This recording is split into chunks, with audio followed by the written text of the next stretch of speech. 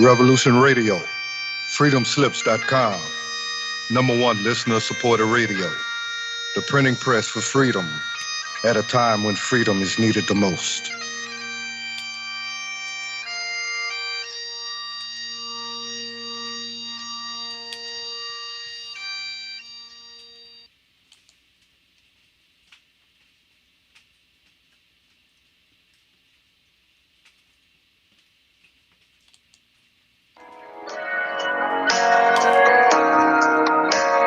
Join me at Revolution Radio, Studio B, at 11 a.m. on Saturday for Free Association, when we take a look at philosophy, spirituality, psychology, social issues, and geopolitics. It's every Saturday at 11 a.m. Eastern. Will be at freedomslips.com.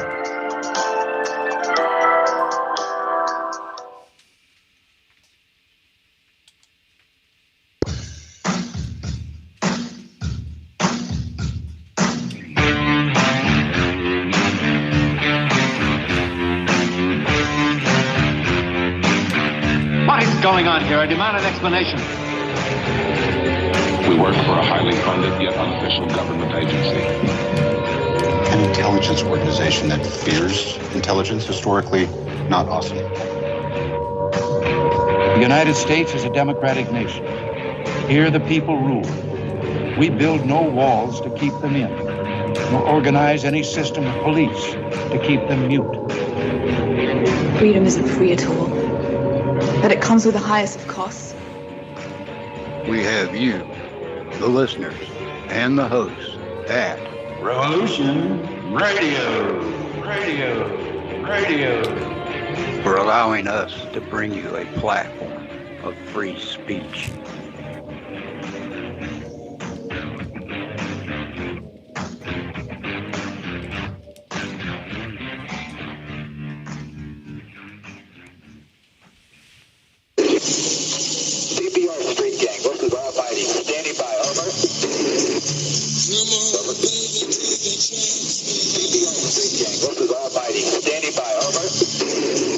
Right now, it's 12 o'clock, Americans, another day closer to victory. And for all of you out there on or behind the lines, clock's one now. Time's up. Wind is blowing cold and dark. On the road and no way out. Broken house, the smoking gun. On the run. On the run.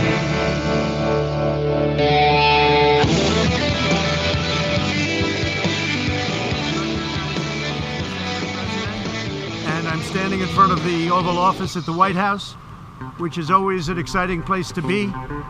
I got back a day ago from Walter Reed Medical Center. I spent 4 days there. I think this was a blessing from God that I caught it. This was a blessing in disguise. I caught it. I heard about this drug. I said, let me take it. It was my suggestion. I said, let me take it. And it was incredible the way it worked. Incredible. And I think if I didn't catch it, we'd be looking at that like a number of other drugs. But it really did a fantastic job. I want to get for you what I got, and I'm going to make it free. You're not going to pay for it. It wasn't your fault that this happened. It was China's fault. And China's going to pay a big price, what they've done to this country. China's going to pay a big price, what they've done to the world. This was China's fault. And just remember that. So we're going to get you the drug. It's going to be free. We're going to get it into the hospitals as soon as you can, as soon as we can. And you'll see some amazing things happen because we have, our military is doing the distribution. It's called logistics. And they deliver hundreds of thousands of troops in a matter of days. This is easy stuff for them. Our generals already.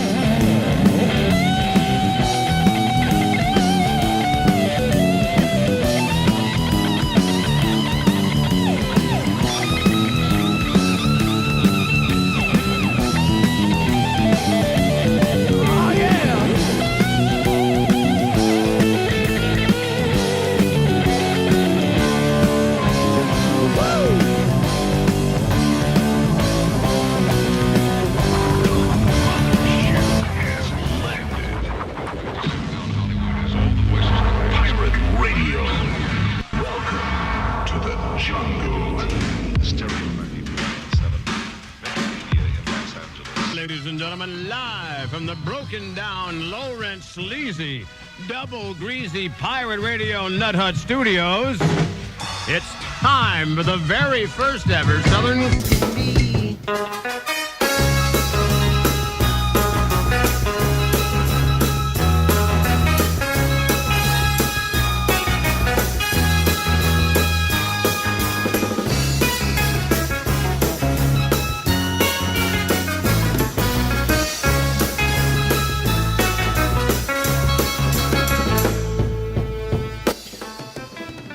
Epic Journeyman. No, are you there? He's not there. I am here. I was muted. Damn. Yeah. Hello, everybody. I thought you went under for the last time. Right. He wasn't Got coming up. swells, you know. He went down for the last time. Last time. I'm totally sunburned, man, from the boat. Went around the islands, throughout the whole chain around Maui here, these other islands, on holiday for Martin Luther King Day. Did you really? Burnt lobster right now. For Martin Luther King Day? It wasn't for that. Just had a day off, right? Well, yeah. It's like a family tradition or anything like that. Just, went around trying to go fishing and stuff. Dude, I found this James Bond. I'll tell you about it later in the show. Well, tell me now. You don't have to wait. Go ahead. Tell me about it. Yeah, so we're going on the backside. So Ellison's this guy who owns Oracle, right? He bought the island in Lanai, which you see across from used to be Lahaina. Right. And that's the island right across, right? Right. But you only see that side. So you're seeing the east side from West Lahaina. You can't see the backside. You go to the backside on the boat and going around the backside, and there's this monument like 80 feet out of the ground over there, right? And can't tell what it is. It's totally alien, you know? Yeah. Like silver stuff.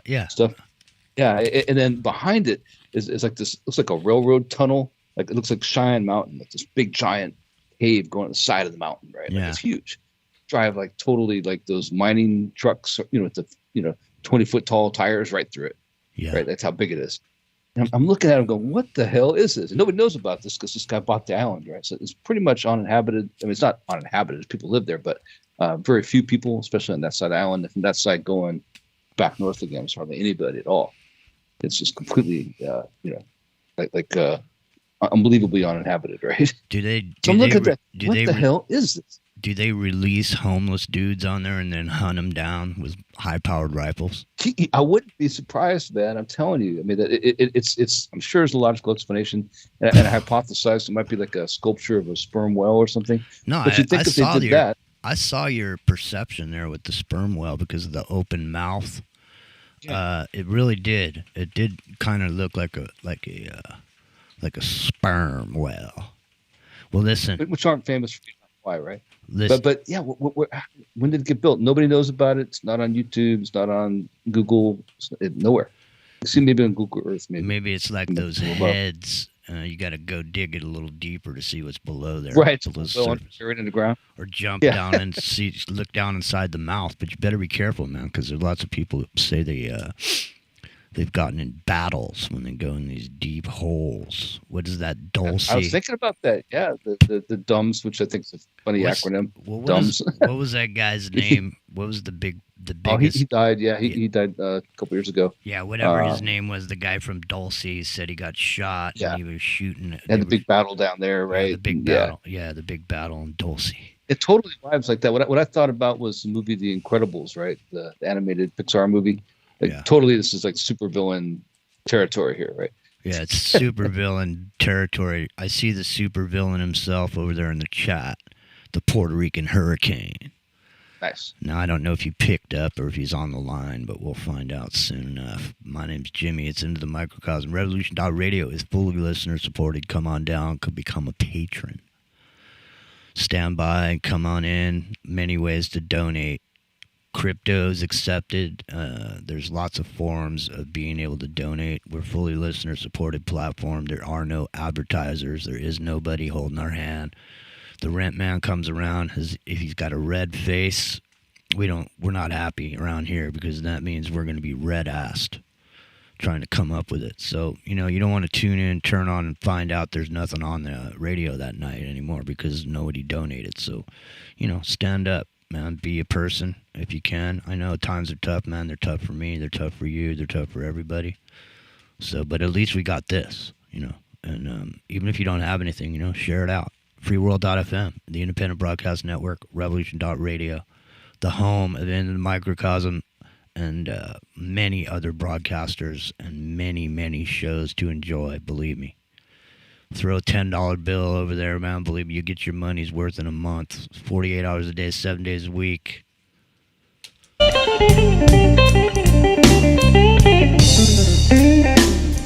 You'll find something. Believe that.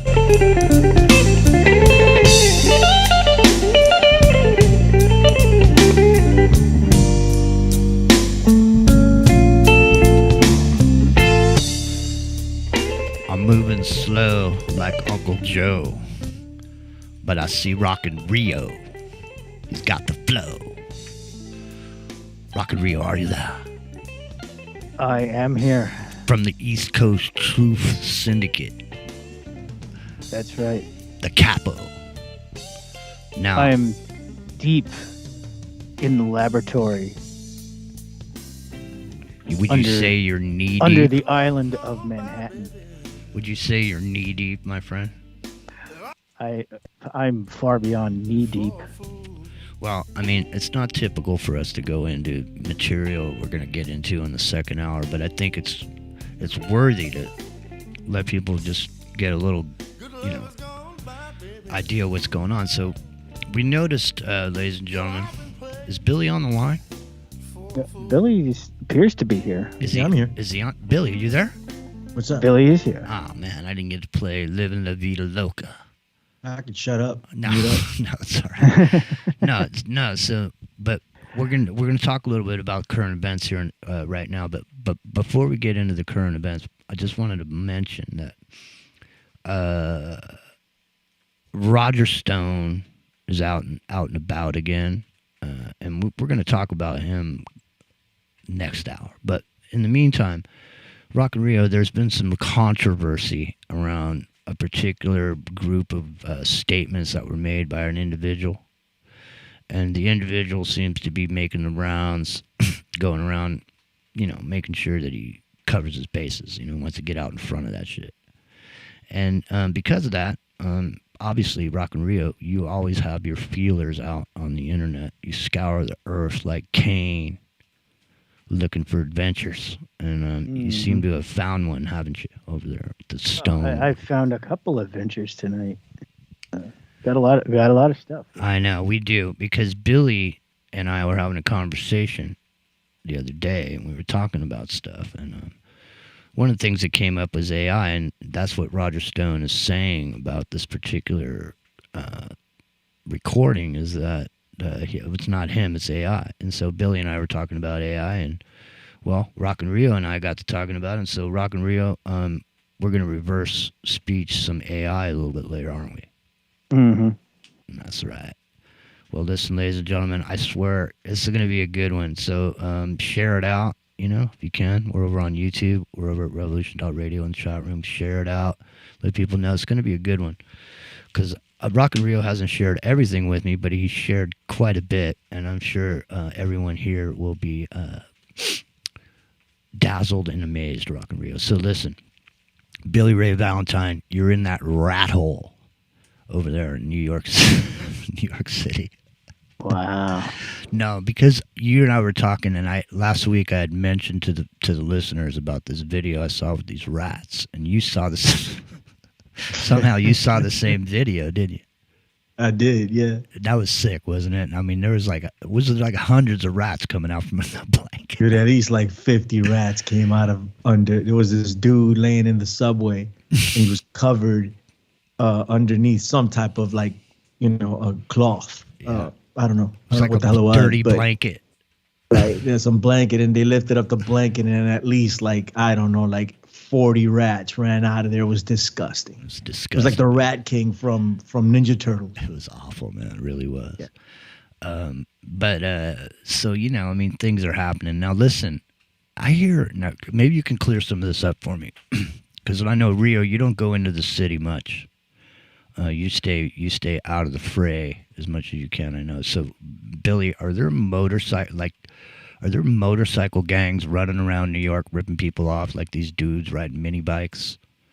And they're there's dudes riding mini bikes for sure. Yeah, there's they ride tons of those. Okay, so they're riding them around now. Are they mobbing people and robbing them?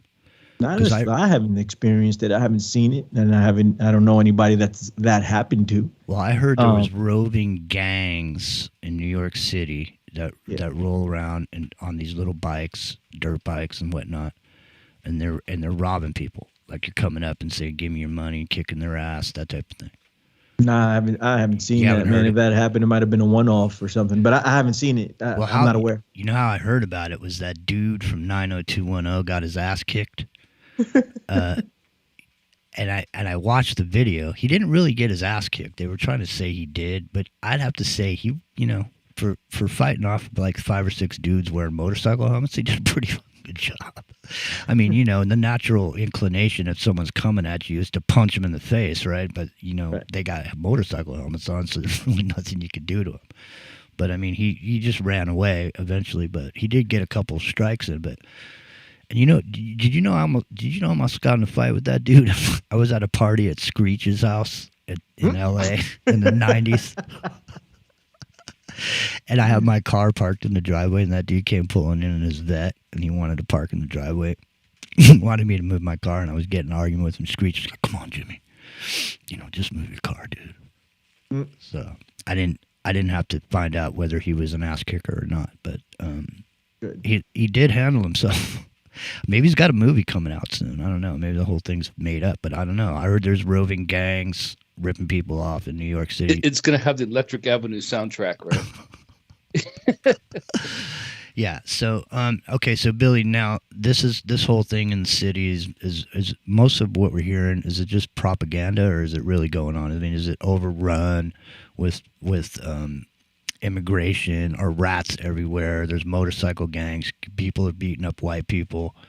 Every white guy that steps in the streets getting gang beat by, curbed by somebody. It's like white guys are just a little of both. Right? It's a whole lot of propaganda and a little of that other stuff is going on.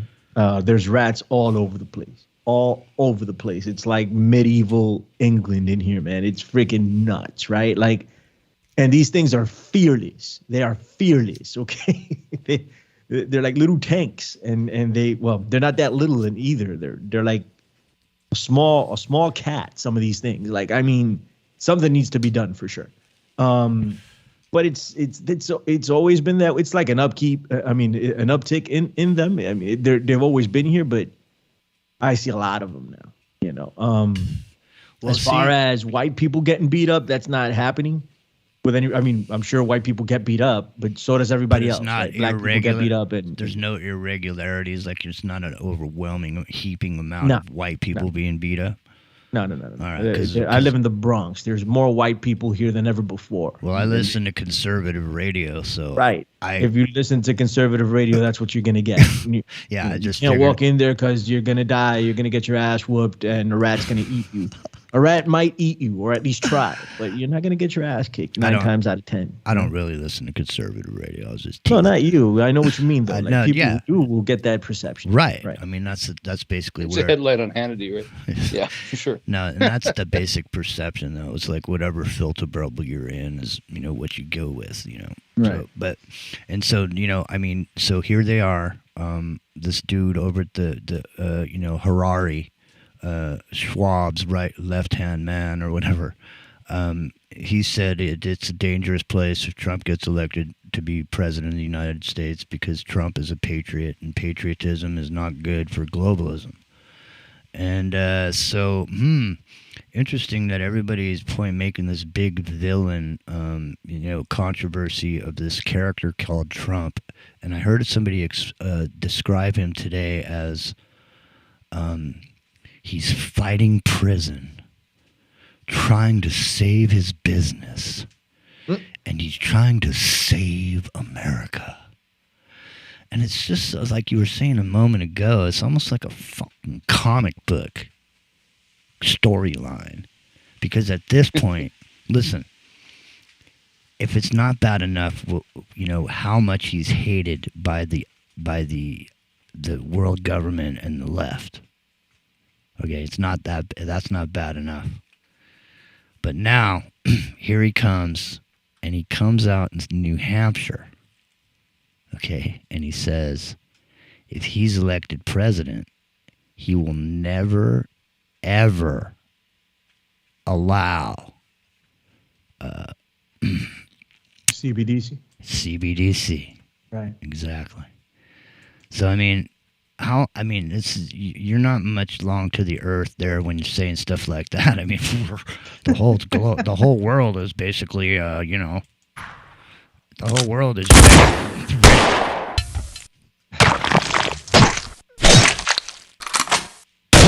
Everybody's ready for CBDCs. What do you mean? You don't want any CBDCs? No. So that's an interesting concept. Rock and Rio, did you hear the statement from Trump about the CBDCs? Rock and Rio's still in the laboratory over there. Well, Rock and Rio bring that. Did you go listen to that Trump statement about the CBDCs? Yes, I did. And you and I both thought, well, that's not something you want. And listen, at this point, before you go there, because I know you went there, just because I know you. Listen, Billy. Yes, sir. Trump, at this point, is unbeatable in 2024. Right. 70% in Iowa, knocked down to 52%, but at one point he had 70%. The World Economic Forum doesn't like him. He's a villain. Listen, there's video after video of black people on YouTube saying how much they love Trump. Yeah. There's people of color are moving in a Trump direction because he seems street to them for some reason.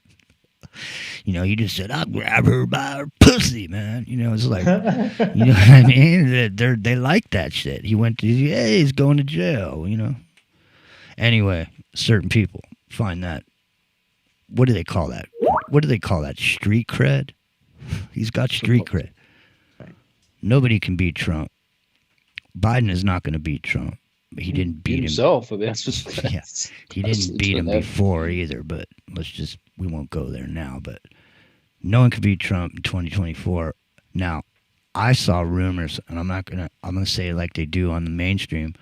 Some people say that they're gonna give Biden till March to gracefully exit stage left, or else they're gonna start going after him politically because they want, believe it or not, Michelle Obama to come on in.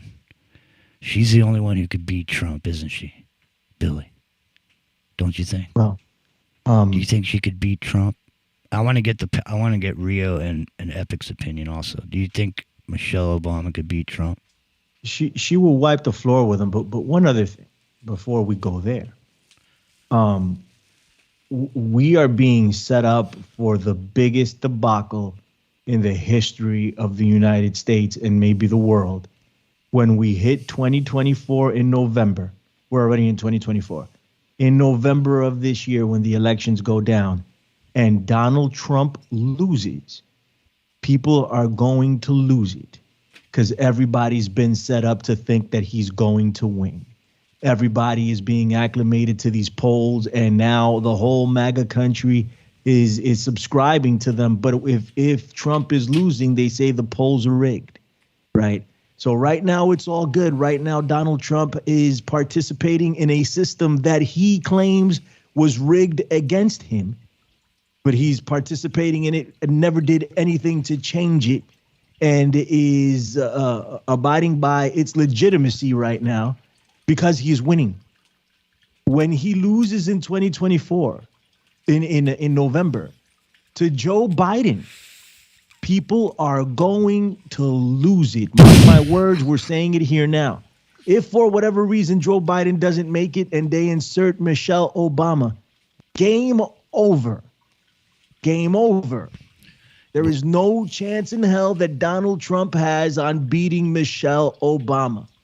Not right now, and not if she comes out as Big Mike. It's not happening. I know. And check this out. What about this? Before you get in there, Epic Journeyman, what about this now? Listen, white people in general have been in the majority in America for a long time. Now, each individual, racial segregation that they put together for these demographics, which people are here, which people are there. White people, for the most part, are in the majority out of all those. But if you add up all the people of color and put them all together in a group against white people, then people of color have more votes. So the demographic in general is in favor of people of color. In other words, if people of color all went and voted in a certain way, then they would overwhelmingly beat white people every time. But now there's a whole bunch of new people that are coming in from around the world. And, they're not necessarily coming from Eastern European countries, I don't think. So, unless they're coming from Ukraine. But other than that, I think we're seeing a lot of people coming over the border that are, going to change the face of American politics in the sense of the demographics, in the sense of who votes for what. Now, Billy, wouldn't you? And I try to bring this up on the show because I don't think people really realize it. Because I see a lot of conservatives, they have a sour attitude towards, Mexicans and Latinos in general, thinking, that they vote liberal. But I think they'd be mistaken. Wouldn't you say that most or a lot of the Latin community is conservative? I mean, they like their guns. They like their freedom. It's not. It really depends on where we live geographically in the United States. You can go. You see the videos. You reference the videos of black people being down for Trump, right? You can walk the streets here. There's a lot of black people that really hate him, and there's a lot of Latinos that wouldn't consider themselves conservative. They're anti-gun. They have very liberal views here in New York. Apparently, you go down to Florida, and the Cubans down there are very different, right? Yeah. And the Venezuelans and the Colombians that live down there, right? They have a different outlook. And the Puerto Ricans, there's tons of Puerto Ricans over there. Yeah. Now, so it really depends on where you live. It's what I take. I mean, so it's like a lot of traditional Latinos have conservative views, but they also have a lot of liberal views, so it's a little bit of a mix, but it really depends on where you come from as far as the United States. I would have to agree with you. And it's a thing. And that's the thing, is that what people don't understand is that each one of these communities, it's not one giant mob that's all moving together, right? We talked about it last week with Erdogan in Turkey and him saying, hey, let's put our tribal differences aside, all come together, get rid of the infidels, and then later on we'll figure out what our differences are. So the thing is everybody's so segregated and have their little enclaves and groups that nobody's getting together all as one to come together and make something happen for ourselves. And whether or not we can even do that anymore is funny. That's what's funny to me about the whole election thing, is that, just 4 years ago, everyone said that, the system was broken, couldn't be fixed, so on and so forth. And here we are, because it's like, the sports during the pandemic. Okay, the sports during this pandemic, what were they? There was nobody in the stands. They had cardboard people. It was fake. Nobody was into sports. Nobody was watching that shit. Nobody was doing anything about it. It's the same thing. It's the same thing now. All of a sudden, everybody cares about the Super Bowl again. All of a sudden, they care about the World Series again. Well, all of a sudden, they care about the election again. All of a sudden, there's a reason to get all uppity about what you think is going to happen in the election when the voting is actually going to work. So does the voting work? I don't know. If you say it doesn't, they never found any fraud in it. I mean, they found like 3 people, and then they found 4,000 votes switched towards the opposite way. against Biden in Virginia just recently, this week. Well, right? you know, the thing about it for me, bro, the thing about it for me is I don't give a shit about the last election. And I don't give a shit nothing we about do about it now, right? Exactly. No, but I'm saying every election, not just the last one, every single election has had election fraud that went on it. Period. The end. Okay? There's never been an honest election in this country. Period. So, it's just an illusion, man. And, you know, look back in time. I mean, go look at the Kennedy. Yeah, that's the one where the ballot stuffed in Chicago, right? So, but those were paper ballots, by the way, people. Right. Just go with that, you know. Mind you, like the Iowa caucus, where they stuffed all the votes in a paper bag and nobody cared, right? You know that's fine because it's all white people, right? You know what, dude? I'm white, by the way. You know what I like to. You know what I like to point at? I like to point at something called blackboxvoting.org. Okay, and that lady used to go around herself and do all this undercover work during these elections, during these primaries. She straight up, Ron Paul, when he's running for president, she straight up had them in New Hampshire. She had them. She had the evidence against. Ron Paul would have made a stink about that. He could have stopped everything, but he didn't. He just fucking rolled over. Like Bernie Sanders in 2016, yeah? That's right. Yeah, Bernie Sanders is a better example, right? Yeah, I think so too. Right? Yeah, Bernie Sanders literally rolled over on nationwide television with Ron Paul. It was a little, you know, it was secluded to the truth community and the Tea Party at the time that were into it. But with Bernie, it was more mainstream. It was more out in the open. It was like a spectacle, like a sacrifice in front of the public. Right? Hillary Clinton just said nope, and they just took it from him. They declared California before the voting even started. You know, that's just the way it went down, and he just swallowed it and took it. And I think a lot of people are hip to it, are hip to what goes down in these elections because of that event. I think the Bernie Sanders one was pivotal, but I also think it's important to mention that if we're looking for voter fraud on stuffing ballots in, you know, hold on. Yes, sir. Not voter fraud. Election fraud. Election fraud, right. There's voter fraud, there's election fraud. It's a different thing. All right. So, but we all know what we're talking about right here. If we're looking for 2000 mule style, we're stuffing the ballots. That's not a thing. All right. And if it is a thing, it's not going to be enough to change an election. The rules of engagement have changed. Listen, and man. They are manipulating and changing results of the elections through the mind. It's mind control operations that they're running, admittedly and openly. This isn't a conspiracy theory. It can be sourced and proven. Mm-hmm. This is what they're doing to rig elections nowadays. Mm-hmm. They don't have to do it in a brick and mortar type of way. No, and no one's counting jack shit. Right, okay? right. Everything is electronic. Period. There's nobody's counting. They make projections based on samples. You know what I mean? Yeah. That's how they project. But see, the thing is, what happened is when this shit got hot, when the election system really got screwed and got hot, it was when Bush and Gore went at it, and it was won in the Supreme Court. Bush took over, and then after that, there were no more exit polls. Remember how there used to be exit polls? That's how they used to project the winner. They'd come out and say, "Hey, who'd you vote for? Who'd you vote for?" You know, and then when Bush came in, they got rid of that. No more exit polling. You know, so I mean, listen, this ties into exactly what we're going to be talking about a little bit later too. As a matter of fact, it does, because you know what? You got to have positive identification if you want to vote, don't you? Everybody wants you to have an ID, don't they? You got to have an ID to vote, don't you? Yeah. Well, how about this? If I got to have an ID to vote, then let me have a positive ID to vote. And let me get rid of this representative government that I have, where I have some guy up there represent me, doesn't represent me or anybody in my neighborhood or anybody in my county or anybody in my state.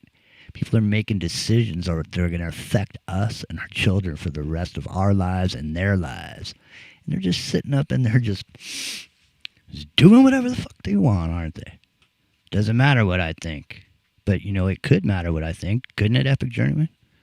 Couldn't, if I could vote, if we could all vote on where we spend our money and with our tax money? I mean, aren't Epic Journeyman, aren't we worth a certain amount of money? Yeah, well, that's how the original First Amendment, not the freedom of speech, but the original First Amendment was. It was supposed to be one representative for every 40,000 people because of the distance. You harp on it all the time, right? People had to travel to go to Philadelphia and then D.C. But now we have the power of the people. We can all vote on our own, on the internet, by phone or whatever, right? Just literally phone it in. Which makes mind control all the more important in that sense, doesn't it? But and it would take away. Listen, that is one thing, and the second thing is corporations are not people. They are not people. Corporations are not people. So corporations are not people. Tobin tax on the stock market. Get rid of these representatives and let the people represent themselves in a way that makes sense. Because there's no reason a bill should have more than 50 pages in it if people are going to vote on it. So only reason there's so many pages in here is because there's so much pork in there where they're spending our money on a bunch of cockroach milking experiments. Right. You know what I mean? The Toronto one better. We should use their model where they were trying to find out if oral sex made women speak differently. It was a thing a couple years back. It came out in Canada, right? There was this whole study that was financed by the Canadian government. Wow. So I'm just saying, if they're going to put pork in there, let's do something like that. Well, listen, as far as pork, now speaking of pork, now Epic Journeyman, I want to recall your memory to the time we did the show about the different color handkerchiefs in the pockets, which pocket you wear it in, what color it is, it shows everybody like a flag what you're into sexually. Now, do you remember? I want to call your attention to it because I want you to remember about the Hawaiian shirt. Now, what was the thing where you wear the Hawaiian shirt and then everyone knows you're a swinger? The upside down pineapples. Yeah. Upside down pineapples, huh? Yeah. According to the website, I don't know, but I recall I had a shirt like that. You wear those shirts. You wear your shirt. Hawaiian shirts. You don't tuck them in, right? You wear them out. Yeah. And I used to have these couples come up to me all the time. I'm like, why are these couples always coming up to me? So I think that one might be true. We did that show, and he's like, "Wait a minute." I couldn't remember what the thing was. I thought it was palm trees, but it's upside down pineapples. Yeah. All right, Rock and Rio. Rock and Rio, did you have a chance to listen to this Trump CDBC thing? Here, let me dig it up. I did, yes. Hang on a second. Let me dig this up so everyone can hear it, just in case they haven't heard it. And then I got a really big piece. You know what? Should we get into this big piece of information first before we start playing around with Trump? I think we should, because this is something everybody should know about. And it's something that's going on, like, as we speak. I have to just scroll back here to the Epic Journeyman's. Here, I sent this to him a moment ago. Okay, ladies and gentlemen, are you familiar with something called the Pandemic Treaty? Huh. Well, it's an interesting treaty because of some of the things that are being proposed to go along with that treaty or that are in that, just like we were talking about a minute ago. It's one of these 10,000 pagers. And in there, here, let's read this. The WHO unveils their global police force to arrest citizens who post independent media online. The World Health Organization has announced plans to roll out a global police force that will be responsible for punishing citizens who spread non-mainstream content on the internet. Have you heard about it? This pandemic agreement would grant the WHO unprecedented control over sovereign nations, allowing them to outlaw free speech and imprison citizens for sharing so-called misinformation online. This is about a common enemy, Tedros said, adding, Without a shared response, we will face the same problem as COVID. He explained the deadline for the legislation is May of this year, and as a member states are negotiating between countries to implement it. This is a global interest and a very narrow national interest, and should not come in the way, he said. Narrow national interest should not come in the way, he said. To continued adding, of course, national interests are natural, but they could be difficult and affect the negotiations. So 190 countries are going to be voting on this, ladies and gentlemen, and something tells me the Biden administration is probably going to sign on to that bad boy. Yeah, I just heard about it today, you know. I know. Like the show, and I was reading what a little bit I could find in such a short time, and it just happened November this year, and it's a proposal, and most of the stuff I'm seeing is all these people like, hey man, the pandemic treaty fails to protect human rights, right? And when you read into it, it turns out that remember how the what was the name of the East Asian trade treaty that was going to make free trade. Not think in a second, but you guys know what I'm talking about. Got nixed, thank goodness. But it was negotiated by the corporations. We're talking about corporations aren't people. This whole thing is about protecting the corporations from being sued, and they can do whatever they want and get the profit margins high. When you read through it, that's what it is. It's the thing that's being negotiated, and why it doesn't have the human rights things in there is because it's being negotiated by these corporate entities who want to keep themselves from being sued. Well, in other words, get the profit, but they can't be sued. Speaking of being sued, let me throw a little chunk out here from last week because we did the show last Friday night about the sensitive event. We talked about that. Joe Rogan talked about it early this week. I think Clyde Lewis might have talked about it at some point this week. Let me throw an addendum to the sensitive event because since then I've learned that a lot of insurance companies across the United States of America and beyond are now adding to their exclusions, and their exclusions meet the same criteria as the Google event thing. So wars declared or undeclared, civil wars, social unrest, so on and so forth. They're not going to pay up if you got damage for those reasons. So check your insurance policy in the exclusions for 2024, ladies and gentlemen. Make sure you're not going to get left out standing there with your garden hose in your hand. Rock and Rio. Uh-huh. Are you ready to go with that? I still got to go get it. Sorry about that. I got sidetracked. The Donald Trump clip? Yeah. Let me get it. So it's somewhere around here. Yeah, I just found a little more in there. Did you? Yeah. It's a cornucopia. Trump is the gift that keeps on giving. It's a cornucopia. Hold on, I got to scroll back. So it's Into the Microcosm Friday night, ladies and gentlemen, and we're happy to be here. I think I scrolled back a little bit too far, Rock and Rio. Do you have the clip in forward? Can you just play it so I don't have to dig it out? I do. All right. So Trump, and this is New Hampshire. Giving a talk. Have you noticed Trump changed the color of his hat? He doesn't wear the red anymore. Now he wears a white hat. Do you think he's wearing a white hat because of the, the brainwashing that's been done with the Q operation? Well, I think he's trying to look white hat. He's paying attention to the QAnon operation and be a white hat instead of a black hat, right? He's trying to subconsciously use medic engineering. They really are, man. They are. That's Steve Bannon looking at that another day. And yeah, absolutely. Well, Steve Bannon and Roger Stone, wouldn't you say? I mean, Roger Stone. Oh, yeah. Well, I was going to say earlier, we were talking about him and how these people look like these comic book villains. When you think about all these other super villains like the Penguin or the Joker or whatever, they all have their henchmen, right? And Roger Stone is one of these henchmen. He totally is. He totally is with his zoot suit and all the shenanigans he's up to. Well, the term dirty tricks in politics originates with Roger Stone. Literally. And what's funny, man, is I was looking into him a little bit because we're going to be talking about him next hour, but I was looking into him a little bit. He's kind of an interesting dude, man. I'm kind of, we'll bring some stuff to the table. He's at one point he wasn't a bad looking guy. You know, he had a hairstyle. You know, he used to wear nice clothes. Upside down pineapple shirts.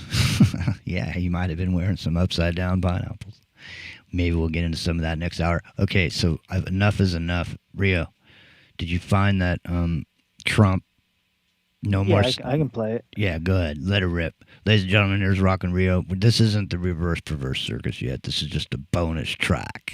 This is a bonus track. Yeah, this is the forward. And tonight I'm also making another promise to protect Americans from government tyranny. As your president, I will never allow the creation of a central bank digital currency. You know about that? I didn't know you know so much. I'm very well. New Hampshire, very smart people, very current. You know what they're doing. Such a currency would give a federal government, our federal government, the absolute control over your money. They could take your money. You wouldn't even know it was gone. This would be a dangerous threat to freedom, and I will stop it from coming to America. You know. Well, I got to just say, man, he is saying everything I want to hear. You know what I mean? If I was a voting man and I was heading down to the polls. Sweet tickles in your ear, right? That's right. He's saying, he's ringing my bell, man, with that. I don't want no CDBCs. Watch out, man. Don't say it. Yeah. You're in trouble. No CDBCs is what he's saying. What's he saying in reverse, man? That's what I'm wondering. What? You want to hear what he says in reverse? Yeah, that's what I want to hear, man. That's what I'm up for. I'm ready. All right. So let's see. We'll start right over here.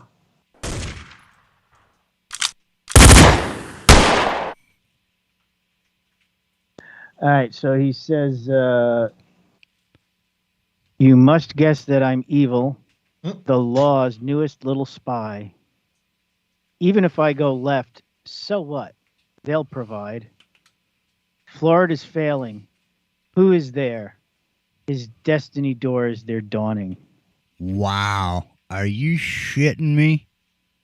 Nope. All right. I got to hear this, man. All right. So I'll do it. I'll get it going here. That sounds good. I'll slow it down a little bit.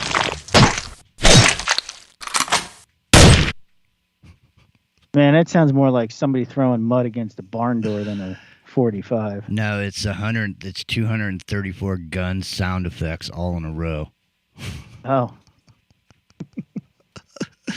It's everything, including knives, baseball bats, golf clubs. All right, go ahead. All right, so must guess that I'm evil, the law's newest little spy. No, you know, must guess that I'm evil, the law's newest little spy. Billy, did you hear that? Did you hear it? I did. Okay, good, because you're not normally here listening to it, so we wanted you to be able to hear it without us saying, and there it is. Boom. All right, good. So he says, even if I go left, so what? They'll provide. Even if I go left, for what? Never mind. Yeah. Wow. Wow, listen, this is almost as good as the speech in front of the White House. Oh, wait, it gets better. All right, so here's the Florida failing. Who is there? His destiny doors, they're dawning. Florida failing. You is here. Christmas doors, they're dawning. Wow, do that again? You know what they're doing. Such a currency would give a federal... Listen, man, I actually just yesterday watched a 30-minute video of a dude walking around downtown Miami, and all the stores are closed. The restaurants and shit. There's nothing but a bunch of people stumbling around with bags in their hand, looking at their watch. Go ahead, man. That's interesting. Florida's dying, and there it was. I saw the evidence yesterday. So here he is, and he's in reverse, congruent about Florida. Go ahead. Florida failing. You is here. Christmas doors, they're dawning. Florida is failing. Jeez. So the next part was a little bit more interesting because Immediately after this clip, Trump started speaking about how Vivek Ramaswamy called him up at the thing to congratulate him and wanted to meet him or whatever. So he says, he roams the earth, this man who is bold. Ramaswamy, you're something. You guys will hear it. An N-word.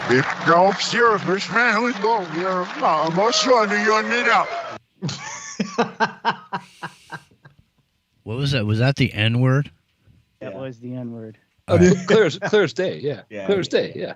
Let me hear it again. I'm horrible at hearing this, and I heard. Let me hear it again, man. I didn't know you know so much. I'm very well, New Hampshire, very smart people. Okay, he roams the earth, this man who is bold, Ramaswamy.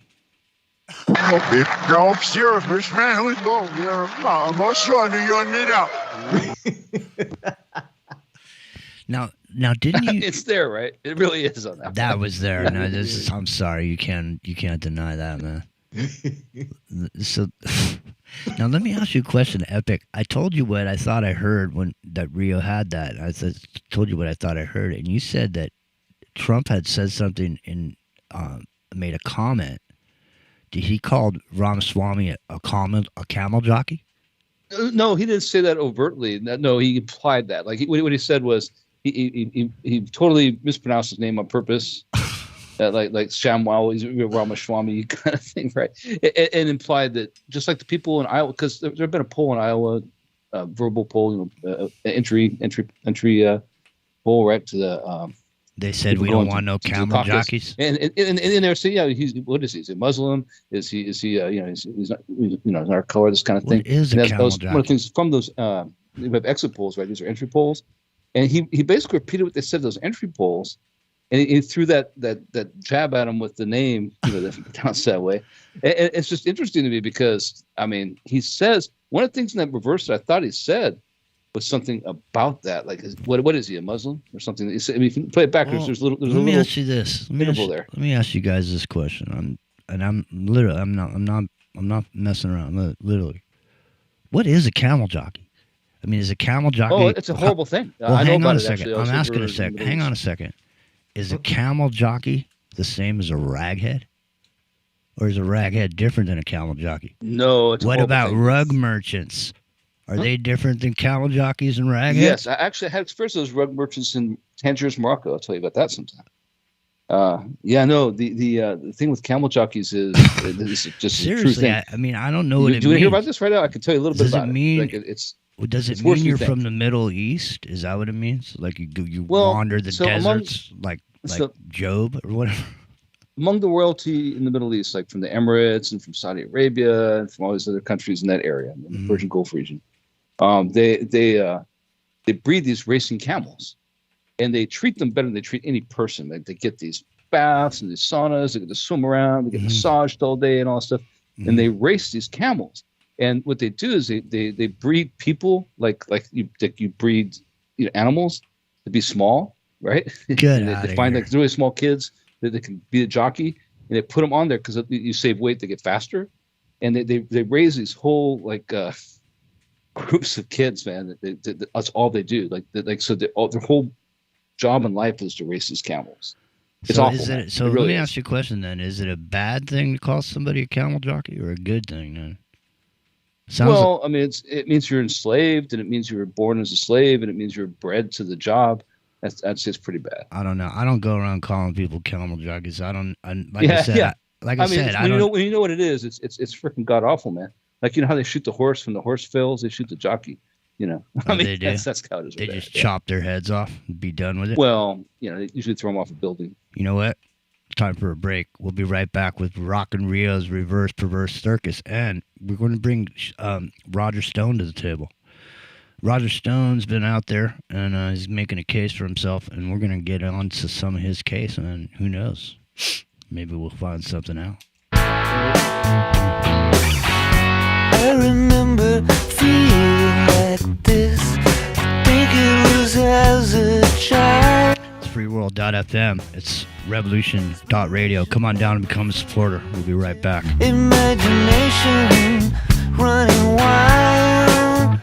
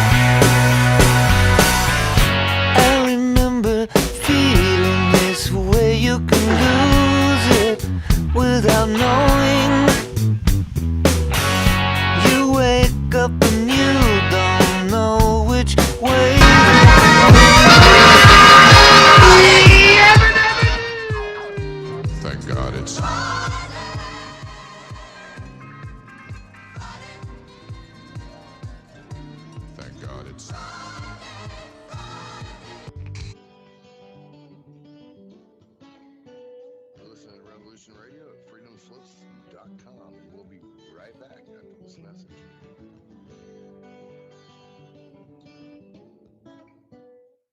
Hey everyone, it's Barbara Jean Lindsay, the Cosmic Oracle. If you have questions about your past lives or future plans, need answers from the cosmos about your love life or career, or just want to keep your finger on the pulse of the planet, check out my show, The Cosmic Oracle, here on Revolution Radio at freedomslips.com.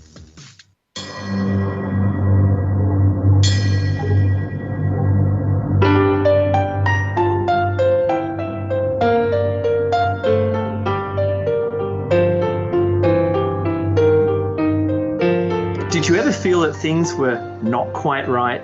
That everything was just ever so slightly askew? Do you have, to paraphrase Morpheus, a splinter in your mind? If you're interested in hearing the latest information about UFOs, the paranormal, ancient cultures and structures, monatomic elements, longevity, fantastic discoveries in science, downloaded to your brain, then tune into us. Hi, I'm Dave. And I'm Mackie. And we are Shiny Side Out, Sundays 2 to 4 a.m. Eastern. See you then. Revolution Radio, freedomslips.com. You don't need to expect us. We're already here. The Secret Kindergarten is here for the young children of the world. The best program on the radio for kids. Dealing with the most important topics in the whole universe. Fairy tales, music and movement, numbers, plants, animals, fun, colors, insects. Take care and cast your ears out to catch a story from the world of other young things. Reach out, up, under, and over. Sing a song. Talk about feelings. Just remember the magic word. The magic word is no! Step on into the Secret Kindergarten. Saturdays, 2 p.m. to 3 p.m. Eastern Time. Right here on Revolution Radio.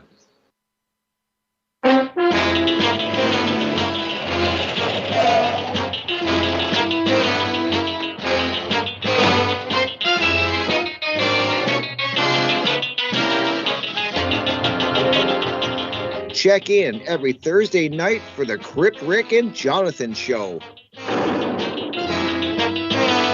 Studio A, 6 to 8 p.m. Eastern Standard Time. Right here at the #1 listener-supported radio station, Revolution Radio.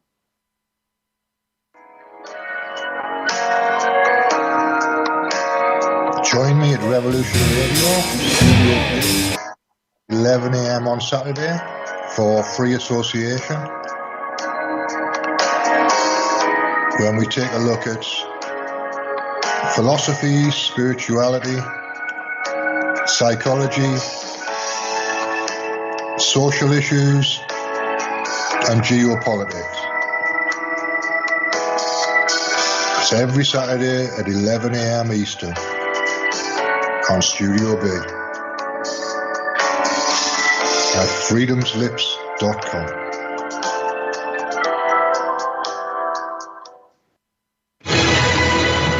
I want to thank everybody for listening to Revolution Radio at freedomslips.com, the one place where information never sleeps. Revolution Radio.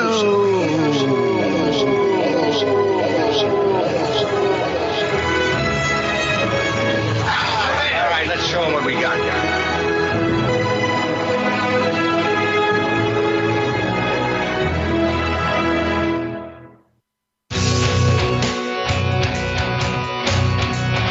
All right, thanks for listening while we took that short break here at Revolution Radio, freedomslips.com.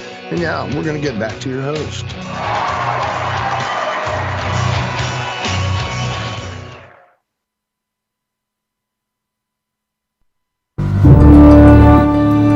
As the 21st century began, human evolution was at a turning point. Natural selection, the process by which the strongest, the smartest, the fastest reproduced in greater numbers than the rest, A process which had once favored the noblest traits of man now began to favor different traits. Most science fiction of the day predicted a future that was more civilized and more intelligent. But as time went on, things seemed to be heading in the opposite direction, a dumbing down. How did this happen? Evolution does not necessarily... She said,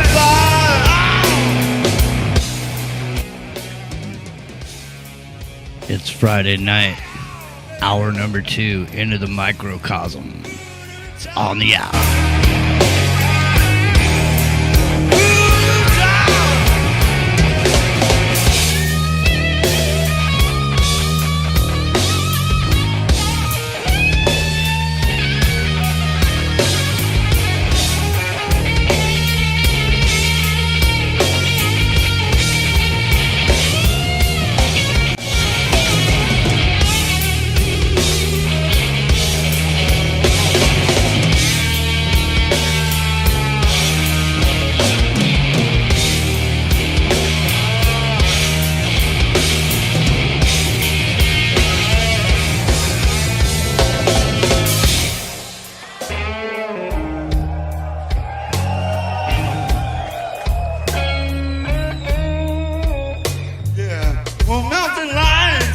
There waiting.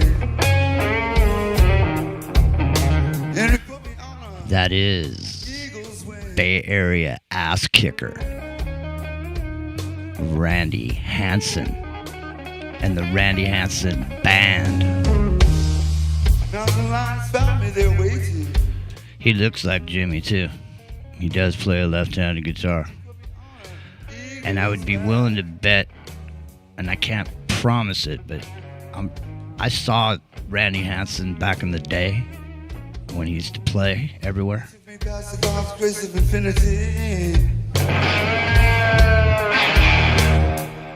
me back, he gave me business with his friend.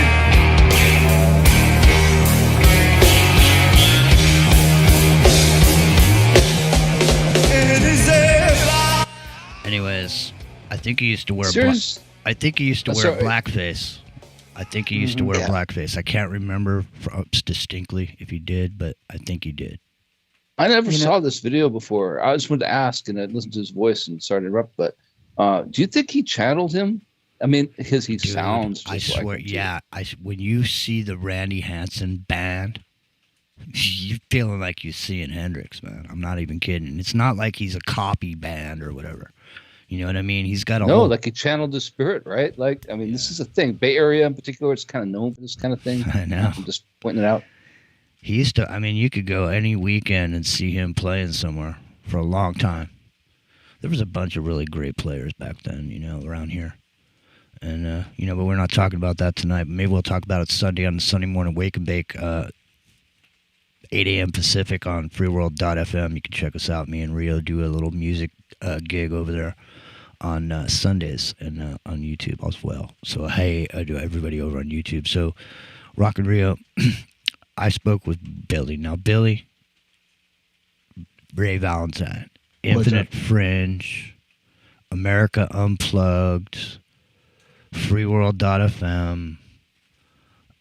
What else is going on that I don't know? Podbean. The Infinite Fringe is on Podbean. You can find Billy's podcast there. Where else? On Rumble, you're on there? No? Where you're just on Apple Podcasts, you can find The Fringe. That's it. What about America Unplugged? Where you can find that? Oh, you can find that anywhere. On Rockfin and anywhere else. You're on Rockfin? Mm-hmm. Okay. All right, so there you can find Billy. Now, Billy, and the reason I'm bringing it up because I want people to be able to find your shows because a lot of great shows. Billy, man, you've had some of the biggest guests in the alternative media that there are on your show. And I've even been there for a few of those guests with you. And so I'm just saying, ladies and gentlemen, you want to find Billy's podcast, you go over to Podbean, Infinite Fringe is where it's at. Right. And then you're doing your show tomorrow morning or Saturday morning, you do a show, right? So America Unplugged with Don Jeffries and Tony Atterburn. Yeah, Tony Otterburn, 12 p.m. Eastern on Rockfin Live and on freeworld.fm. There you go. So you guys can check them out. Now, Billy, what's up? Now that we know that you do shows and you have one, and you were doing one the other day because you had heard an interview, and it was Roger Stone, and right. You were saying that, he was trying to say that AI was the one that made the video that everybody's watching, the evidence that's being put forward that he had made some threats or some threats. So you and I were talking about that, right? And the part about it that struck me. Now, I'd like to hear your opinion on this, also. But the part that struck me, struck a chord with old Jimmy, was the part about it being AI. Because for me, one of the biggest legal issues of the times that we live in has been the DNA being admitted into court as evidence. The next one is this, where somebody gets accused of something and they say, it's not me, it's the AI. And I think that's going to be a substantial legal thing that's going to come forward. And that will spark, like we've said before, people begging to have positive ID. Because you don't want to be somebody making a video. This is how easy it is, ladies and gentlemen, just to give you a clue about how easy it is. Let's just say somebody makes a video of somebody, and they say, hey, man, you see this video? I'm going to send it to your wife unless you give me $500. I mean, that's how low level this is. I mean, this is like somebody stealing your Rolex at a club. Yeah, just if you're having sex with this prostitute on Fifth Avenue or something. Exactly. Mm-hmm. Just that simple. Just that, I mean, that literally, and that, I mean, there's blackmail right there. Is it not? I mean, at the point that, I mean, anybody can just create it now, can't they? Mm-hmm. So how can you deny it? Here it is. Here's the evidence. Somebody sends it to you. Sends it to your boss. The conversation on the phone that you had about the money you were stealing. You know what I mean? And the key to this is it's better quality than the grainy Bigfoot and UFO videos we all see, right? I mean, that's the key to this, right? It's going to look more persuasive to everyone who looks at first glance than all these things people already believe in that we don't have proof of just from a grainy 8mm film or 60mm film, Mm-hmm. I mean, think about how impactful it is, especially the reaction time, how long it takes for things to sink in with people psychologically. Like the day before the election, some video comes out, right? Or the day before the trial, some video comes out. And all of a sudden everybody's thinking, yeah, so-and-so is getting screwed, or this is this way, or, God damn it, I knew it was this guy all the time. Exactly. And that moment of where the anger rises and people are blinded by their emotion, they don't have the mental acuity to go back and look at it and contemplate it enough to see it's just a guy in a monkey suit, or it's just a grainy video of somebody's balloon in the backyard. Mm-hmm. No, and there's a time delay, and that time delay is factored in to the whole equation. And the alien invasion isn't little green men and flying saucers, man. Just so you know, there is one going on, but that's not what's happening. Anyways, Billy, what do you think about this idea that Roger Stone's put forward? Now, we know that Roger Stone is a political,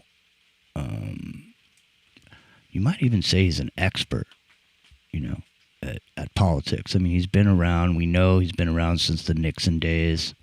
He's got a tattoo of Nixon on his back. Everybody knows that. I don't know if it's true. I've never actually seen the tattoo on his back, but I do see him flexing it around in pictures, but you never can tell, Epic Journeyman. Somebody could just put a tattoo on your back, and you don't know it. But Billy. It's impressions in social media, right? It doesn't matter if it's true or not. Billy, what about this Roger Stone now? What did he Rock and Rio? Let me ask you a question. Do you have the Roger Stone statement of what he said in this supposed assassination threat? I mean, not as far as the reverse perverse, but the forward. Do you have that? I have the whole thing. Yeah. Would you mind just playing the Roger Stone statement just to refresh everyone's memory about what it is before Billy, lets us, hear what he has to say about the comment? Because I think it's an important comment, like I said. Do you have that available? Yes, I do. You're a badass, man. Rio is one of the badasses.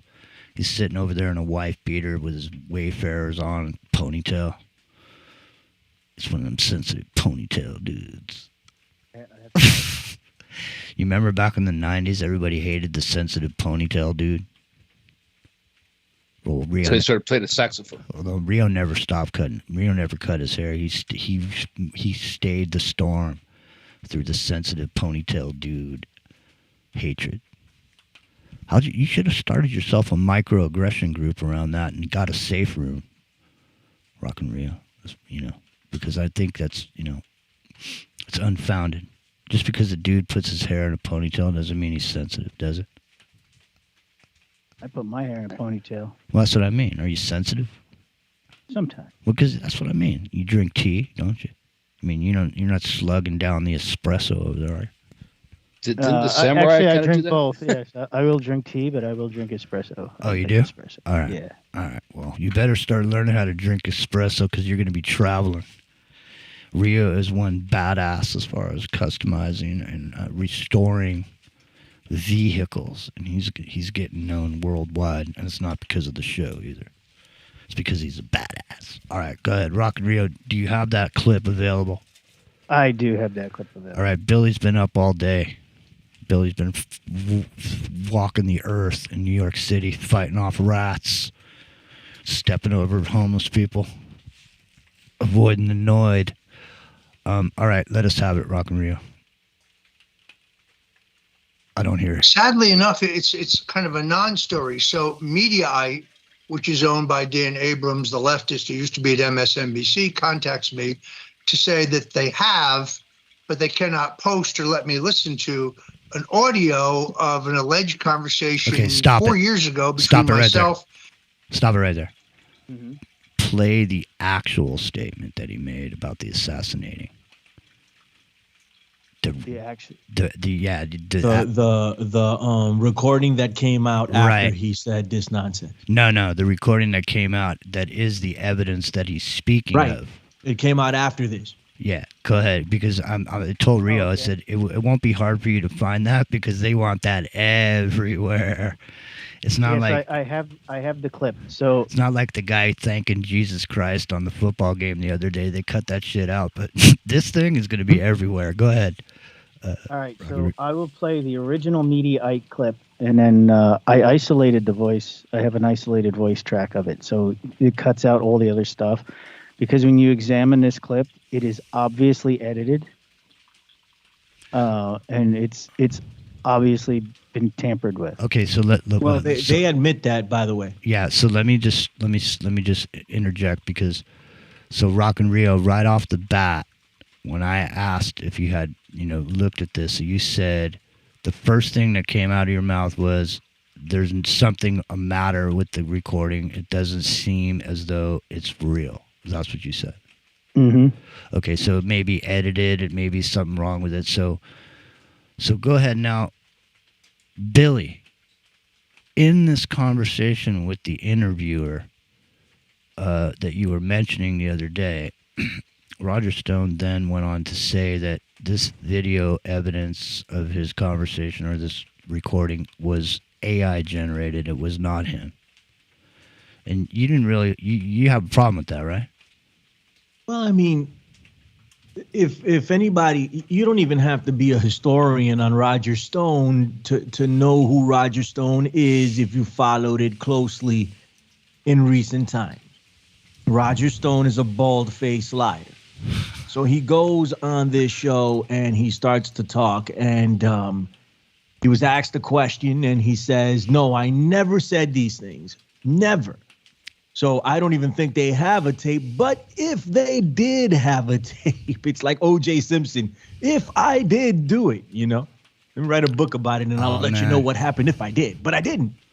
So he's like, if I did say that, or if they do have a tape, it's AI generated. It's AI, you know, and I mean, anybody who listens to it can see that he was priming the listeners to believe that it was AI before the actual tape came out. Roger Stone is full of crap. Well, listen to this. Roger Here. Stone threatened these people. Listen to this here. Listen to this here. Hold on. From the Daily Mail.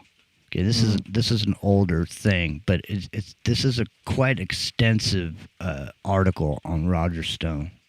It's got pictures of him, and it's an article, and there's a bunch of stuff here. So there's a bunch of stuff we can get into, but here's the title of it: "Sex, Lies, Conspiracies: A Richard Nixon Tattoo and a Taste for the Finest English Tailorings."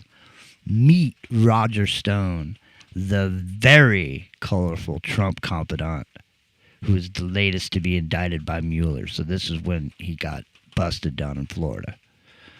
So let's see here. He was hired by Nixon's re-election. He calls him here. He takes pride in calling himself, quote, a dirty trickster, unquote, and worked on Trump's campaign, has a political degree dating back to the Nixon administration, blah, blah, blah, blah, blah. So he was a dirty trickster all the way back during Nixon, right? Epic Journeyman. So he's been, is he a plumber? That's correct. Is he a plumber? He's might be worse. Or is he an electrician? He's how we talk about the extra governmental things that go on beyond government where people profiteer off that venture. He's one of the original guys. He started Stone, Manafort,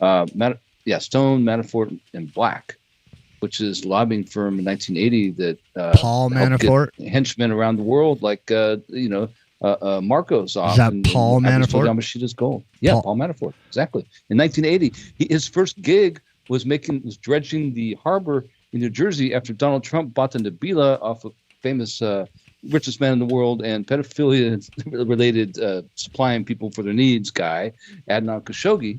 He bought the Nabila and dredged the harbor so it could get anchored in New Jersey after he bought the Taj Mahal, was within Taj Mahal. So there's this whole thing that goes back to that those people, the inner circle of Manafort, Stone, and Trump, and Black, that goes back at least to 1980. And actually, Yamashita's gold is ironically involved in this, believe it or not. Listen to this. He has the article continues.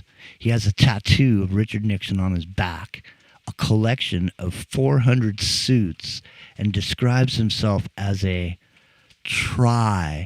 T-R-Y, sexual, because he has tried everything in bed.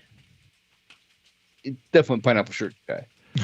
So, but the thing is, now this is a quote. Those were quotes from Roger Stone. So what I'm wondering now that I'm reading this whole more detailed idea of what Roger Stone actually, is up to, I'm wondering about the placement of that tattoo.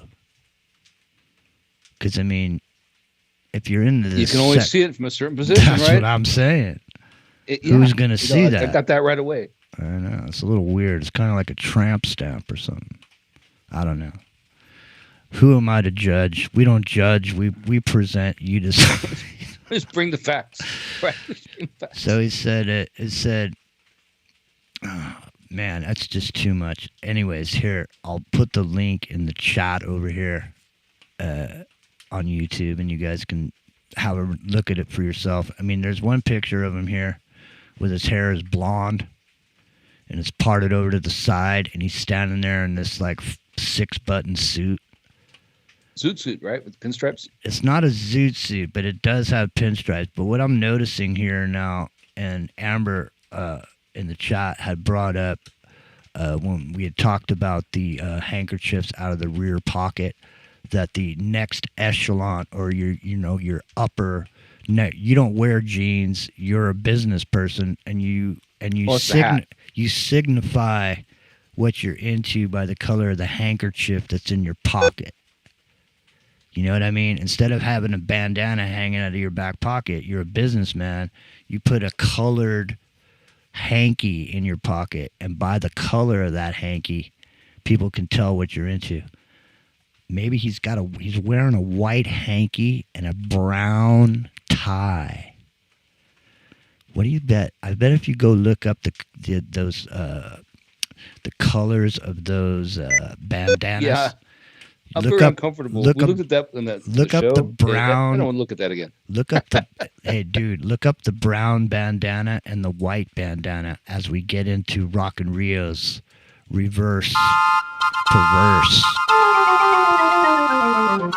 circus.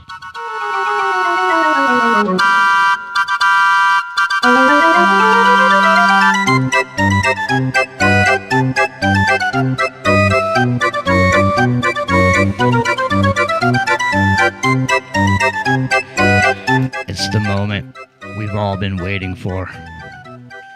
It's that time when he comes out of the laboratory and into the light. He steps into the light of the Lord, ladies and gentlemen, because he's ready to shout at the devil.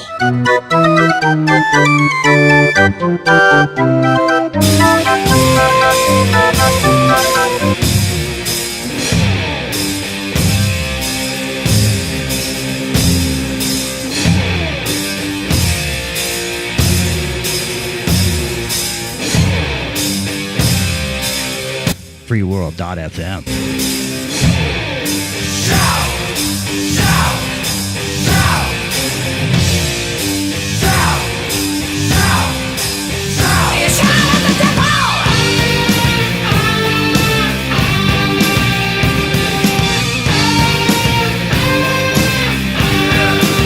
Rock and Rio, are you ready to shout at the devil? I got it all lined up. Damn. All right, now listen. This is an intense episode of Reverse Perverse Circus tonight because we're going to be examining Roger Stone, self-described trisexual, TRY. Now listen, Rock and Rio, before we get there, there was, like I said, there was an aspect to this story that caught my attention, and that is the AI aspect of it and the claim that it's AI, not me.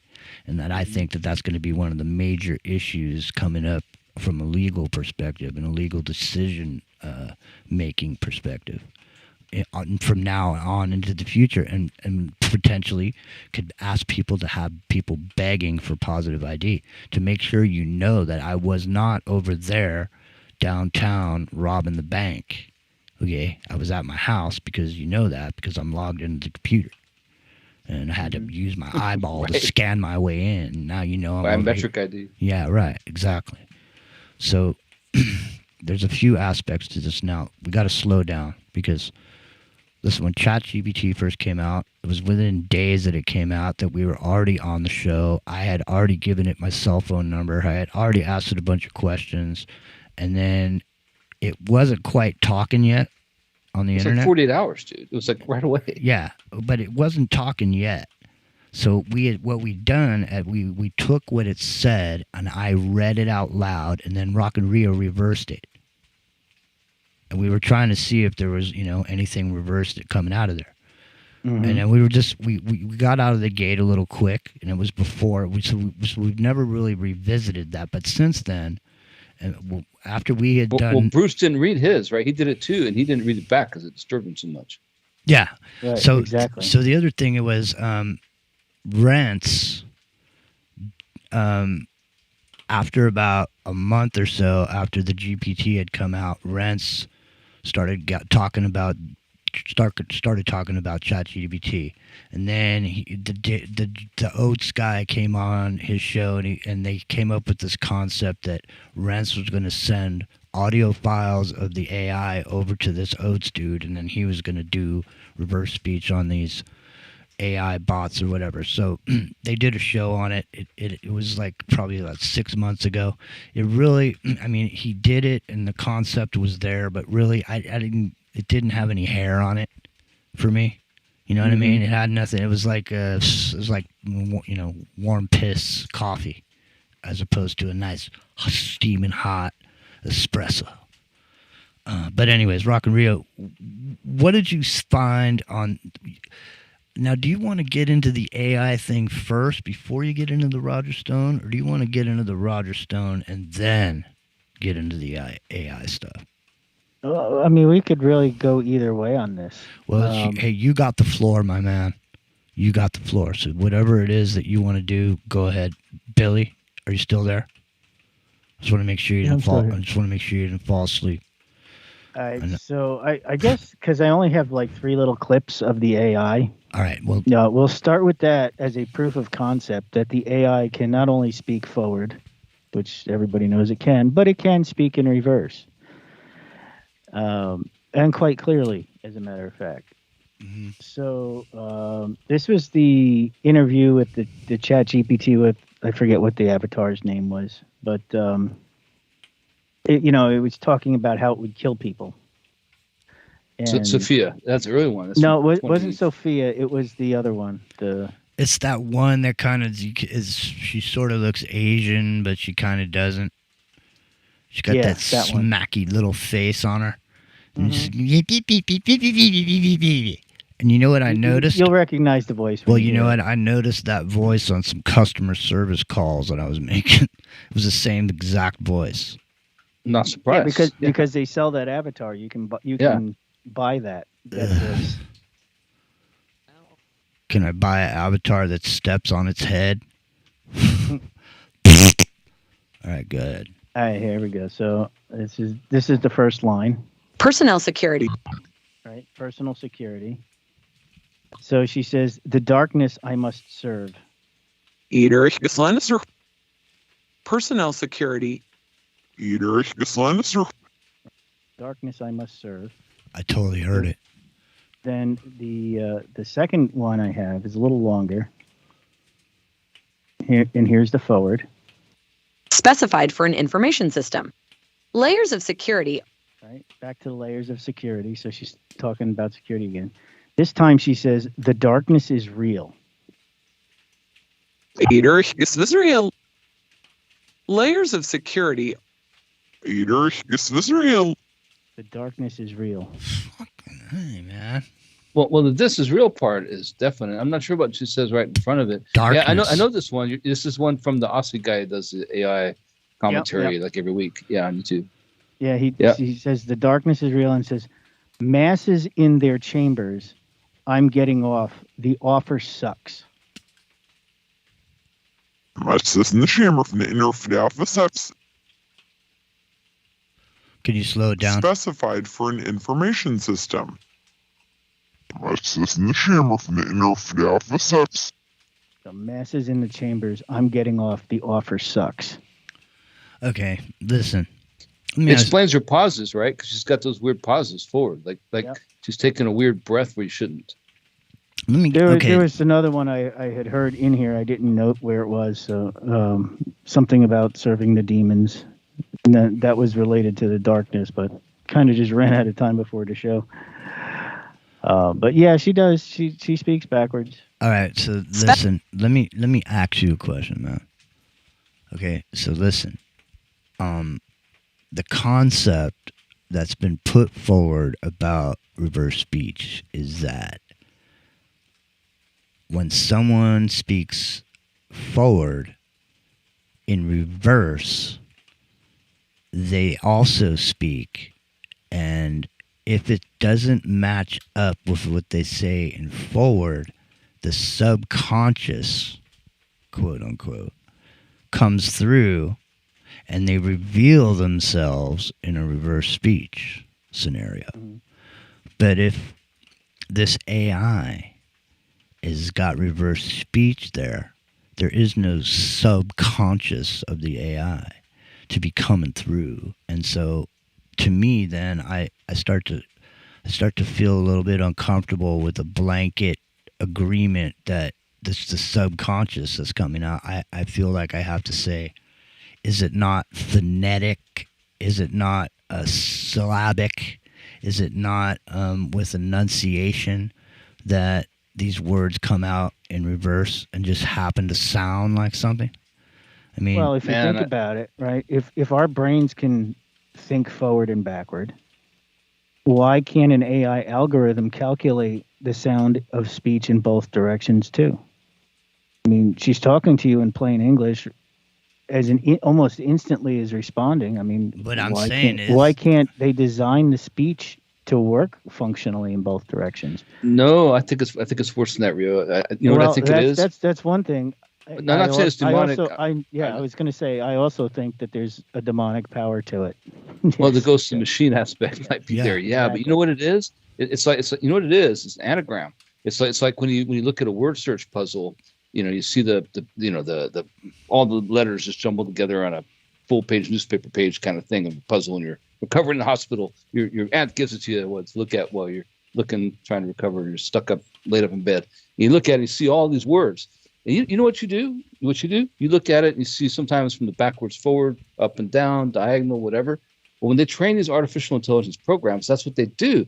They're not looking at these things as words like we are. They're not looking at sentences like we are. No. They're training it on the recognition and the putting together of these words that make sense in the context of our languages. But what it's doing is just look at up and down, diagonal, and every which way. So it's learning diagonal, up and down, and backwards from the get-go. Now, if you put that in a quantum computer context where that's a 3D model and it's no longer a flat page on one surface, it's in six surfaces, right? And it's going through the cube.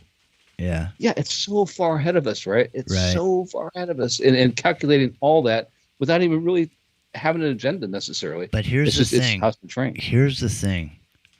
The thing is that there's magical value in the reversing of speech, which has been put forward by Aleister Crowley's work, and so on and so forth. But here's the thing. We've talked about the fact that the English language was developed specifically, phonetically, to work in a certain way in reverse.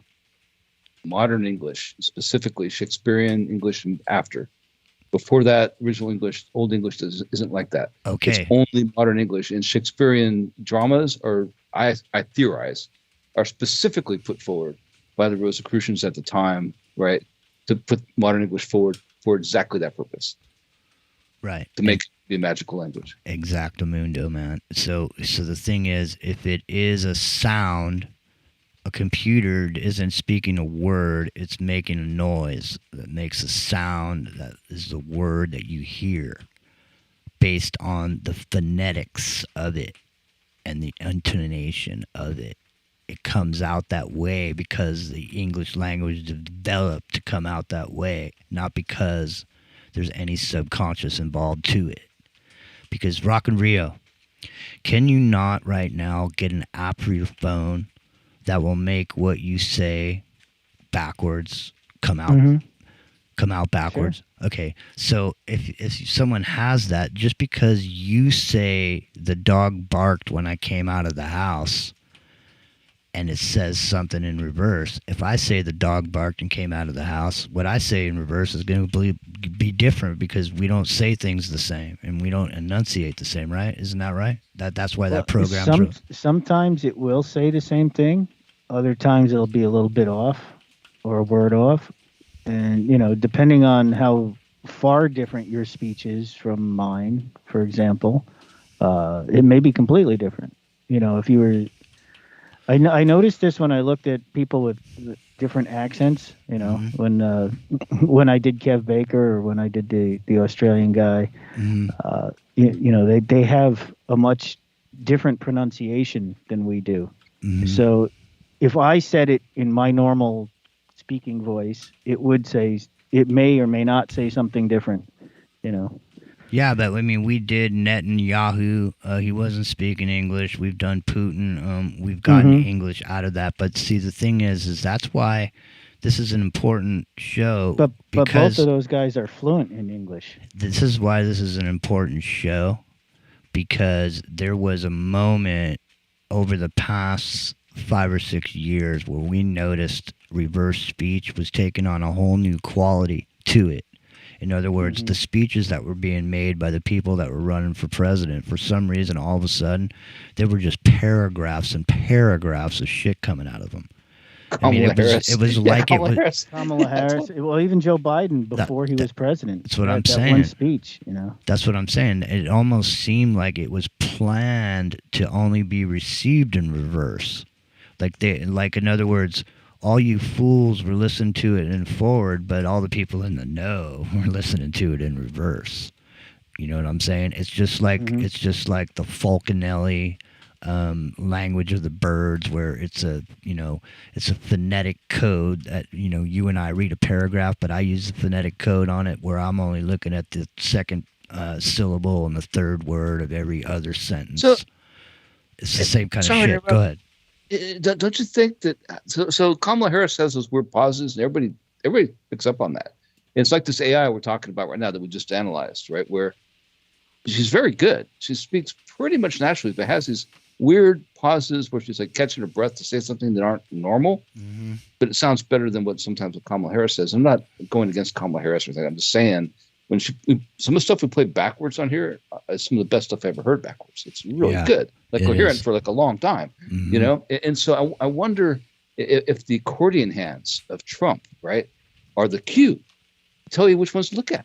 Yeah, because he makes those movements in the OK sign all the time, right? Let me give some background. Are those like visual cues? Let me give some background to what I think you are right, Epic, because when I was watching the video of the clip I did before, right where, and actually I had more of that clip, but he says something about, I could read it to you, but he says something about, I'll say it in reverse. And it's at that point in the video where he makes one of those weird hand gestures. Well, let me give some context to what you guys are talking about for people that haven't been with the show for a long time. There was a moment where Epic and I realized that people signal when they're going to say something in reverse by, like, we noticed it in Manson. Well, it's like a poker tell. Yeah.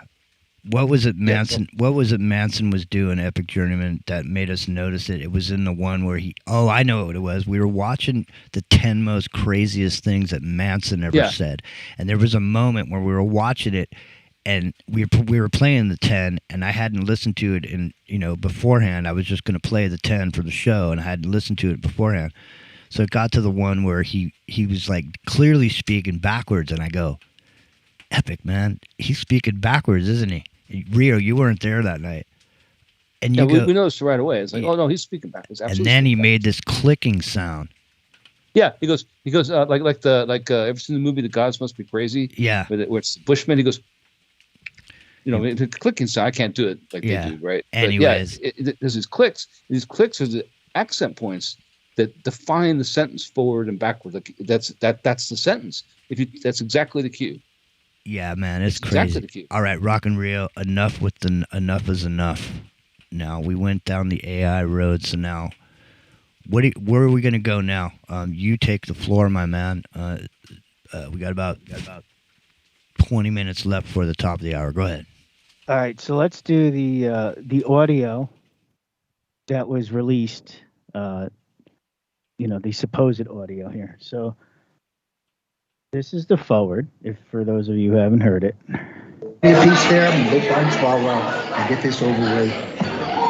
Time to do it. Then we'll see how brave the rest of them are. Either Swalwell or Nadler has to die before the election. They need to get the message. Just not putting up with this again. All right, so that's kind of noisy. That's what they released. That's, you may or may not hear what he says, but I'll play it without all the background noise in it.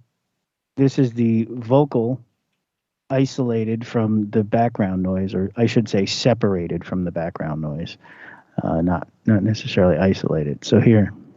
Be a piece there, and go find Swalwell and get this over with. Time to do it. Then we'll see how brave the rest of them are.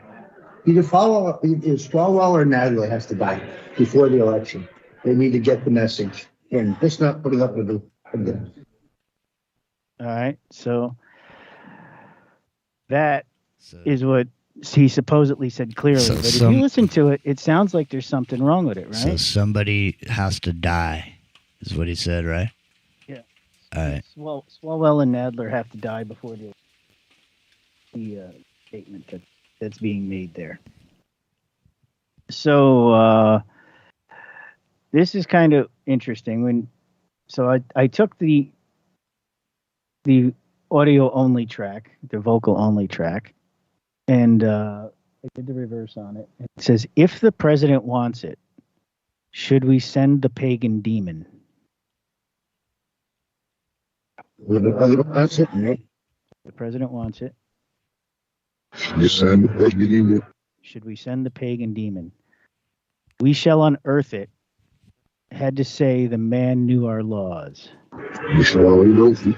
Had to say the man knew our laws. Safety I will offer you, unless I. Wait. Play that one again. That was perfectly clear. Which one? The know our laws one.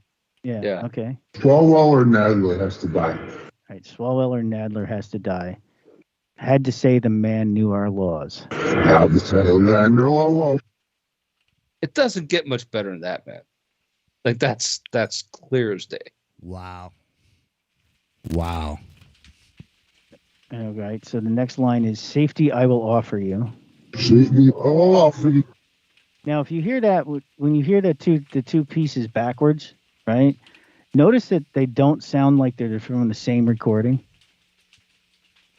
Listen to the tone of his voice. Either Swalwell or Nadler has to die. Right? It sounds pretty consistent forward, but listen to the two pieces backwards. Had to say the man knew our laws. Safety I will offer you. Yeah, there's a distinct difference in tone at that a couple point. seconds.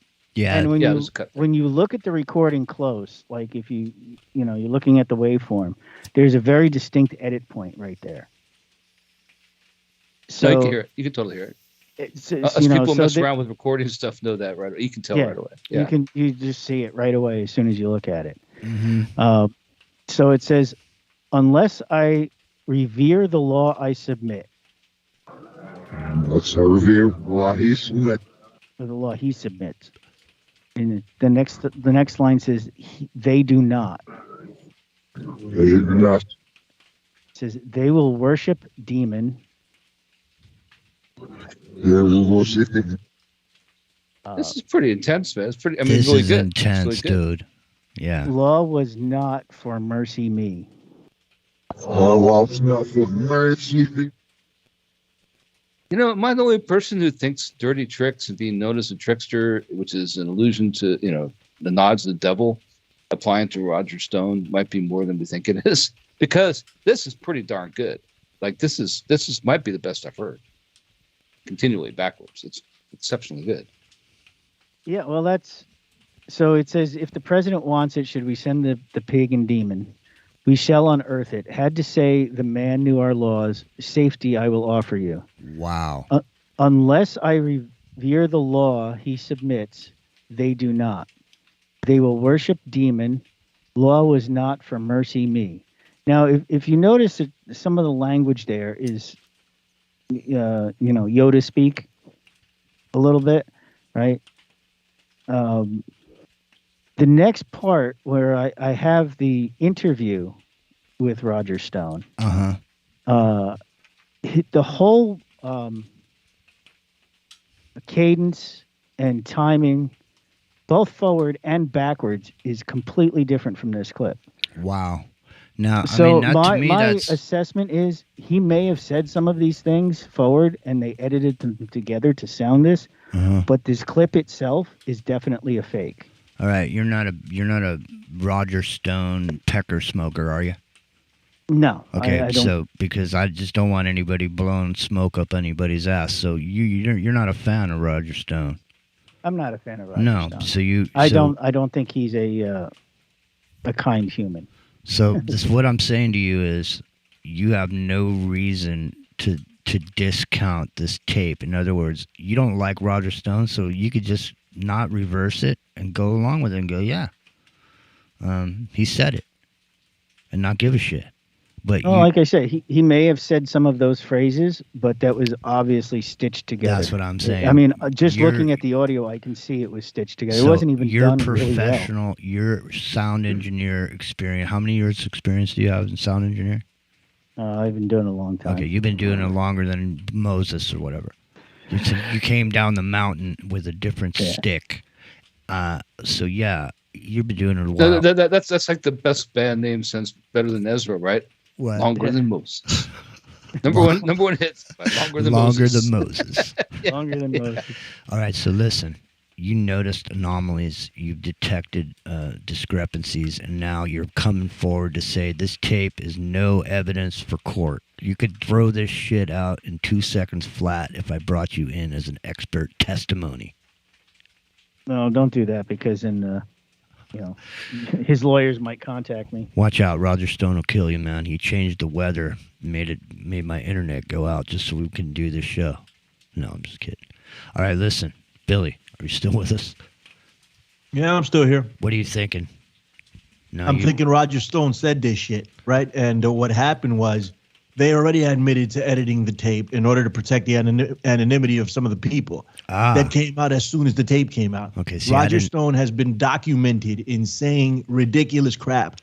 He said that when Donald Trump loses the election, we're going to say that we won it anyway. That's on tape. Yeah. Eventually, he will say that is AI. He called a black man a Negro on air. That's on tape. Eventually, he will say that was AI. He said this, and there are witnesses that saw him say it, right? But he's saying that is AI, and that is the most compelling part of this entire thing. He's blaming AI, and at one point, we're gonna get to a point where people. Excuse me, I was eating a cracker. No, that's all right. Go ahead. Donald Trump is already doing it. He's also taken to Truth Social and said that if anything comes out, it's probably AI. Right. About him. That's So this is what these people are going to use to back up their arguments, to talk their nonsense. They're going to say, AI did it. And we're going to get to a point where we're not going to be able to tell what's real and what's not. Right? We're going to have to take it to court, like Jimmy said. They're going to bring out an AI detector to see if it was made by AI, some nonsense like that. Exactly. But Roger Stone is a documented liar. Absolutely. Oh, I'm not disagreeing with you there, Billy. Hey, I'm just saying that the clip. He's also a trisexual. He'll TRY. The clip is off. It's not legit. Like the clip itself is not legit. I agree with you on that. Okay, listen. The clip is legit. They said they edited it. Right. It's an edited clip, right? So if they go to court, they'll pull out the whole clip. The mainstream never said that they didn't edit the tape. They said they did. Exactly right. Right. Damn. So I mean, in reality, Billy, I could go and get 2 or 3 Infinite Fringe shows from way back in TFR days, and I could sit here on my computer and edit it up, and I could make you say whatever I wanted you to say, and make it sound convincing. The thing is, would I have said those things? No. Right? If you glue all these things together, people that have been listening to me, like, okay, would Billy have said those things? Billy, did you call content of character discussion, right? No, exactly. Right, but I could make it sound. I could Stone. add some background noise. And, hey, Billy. I say, hey, look, I caught BillyRay on an open mic at a party because I was recording him with my cell phone, and this is what he said. So this is the real guy behind the mic. But can we? And a lot of people would buy it, man. A lot of people would buy a lot of things. People are buying that Roger Stone didn't say this already. People are buying. That's silly though. Yeah, all of this stuff, right? People are buying a lot of stuff. People are buying QAnon. People are saying that. that Donald Trump wears a white hat now and delivers pizza to play 4D chess and let people know what's going on behind the scenes. People believe that. Right? So Roger Stone has a history of this. So is it a far stretch, Billy, to think that he would say, hey, we got to knock off Nadler, right? Because we have to send a message. Is that a far stretch to say? No, I think he totally said it. Absolutely. He absolutely said it. And what he's doing here is he's saying AI did it. Because he's playing the O.J. Simpson role. He's saying, well, if something comes out, he's protecting himself from what already did come out. If the glove don't fit. OJ. What's that? Right? If the we'll glove circle OJ don't what Jimmy was saying about DNA. This is exactly what's going to happen. I can give you the prediction. I'm not that psychic. I'm psychic somewhat, but not this psychic. I can guarantee you, Donald Trump is going to get convicted on one of these many, many charges. Probably the first one will be the January 6th one, right? And his defense will be or let's just go with a simpler one, that like the Georgia one, right, where they have him on tape saying, "All I need is 11,980 votes." Come on, you know what I mean? He's on tape saying it, right? And what his defense will be, the DNA defense. Well, they planted the AI recording there, right? And you know what? It's not going to be this true. It's going to be the delay it causes for the Supreme Court to take it up, right, and all the other places in between. The delay tactic to go all the way through all the different circuit appeals and all the way up to the Supreme Court to where it'll be outside the statute of limitations by the time it finally We're gets coming done. up on the break, man. We're coming up on the break. Now listen, right. Rock and Rio is nowhere close to being done. We're not even close. Now, Rock and Rio, we got a new phone number for the show tonight, too. We got to remember to give that out in the third hour. We'll get some feedback on what people are thinking. Mm-hmm. Now, now here's the thing, Billy. What was brought up in the chat was, did you say you were eating a cracker? Yeah, I did. Now, Roger Stone is a cracker, isn't he? I mean, isn't he the definition of the cracker? Billy is eating a cracker around here, motherfucker. That was Ronan in the chat. That is funny. That is too classic, man. All right, listen, it's into the microcosm. That's BillyRay Valintine. You can find him on the Infinite Fringe. You can find him tomorrow morning on Rockfin with the America Unplugged with Tony Atterburn, the Wise Wolf, and Don Jeffries. They get into it. They got a nice chat going on over there. Go over there and check Billy out. It's Revolution.radio, fully listener supported for 13 years. And you know what, man? We're having a little problem making the rent. So, if you haven't donated before, please, come on down and become a supporter. We'd appreciate it. There's lots of ways you can do it. Just mosey on over there, Revolution.radio, go to the page, find the place there where it'll tell you all the details about different ways you can contribute. And listen, if you've never contributed before, just consider this. You've been listening for a long time, and you didn't have to pay anything. Maybe it's time you throw a bone over the direction of the house that Nighthawk built over there a long time ago. It's been here a long time. Lots of people have come. Lots of people have gone. Lots of people have got their start over here. You know what I'm saying? So we've been here for a few years. BillyRay Valintine introduced us to, Revolution Radio back in the day when we got thrown off the other network we were on. Because Rock and Rio had some reverse speech on some people, and they were paranoid, threw us off of there. They even said spies over trying to get us out. But don't worry, man. We didn't reveal what we knew. So, yeah, that's true. Anyways, it doesn't matter. Listen, we're up against the top of the hour, and that's the music break. That means everybody take a break. I'm going to play a few songs. Everybody go get something to drink. Get ready for the third hour of this show, because, let me just say, Rio hasn't even scratched the surface.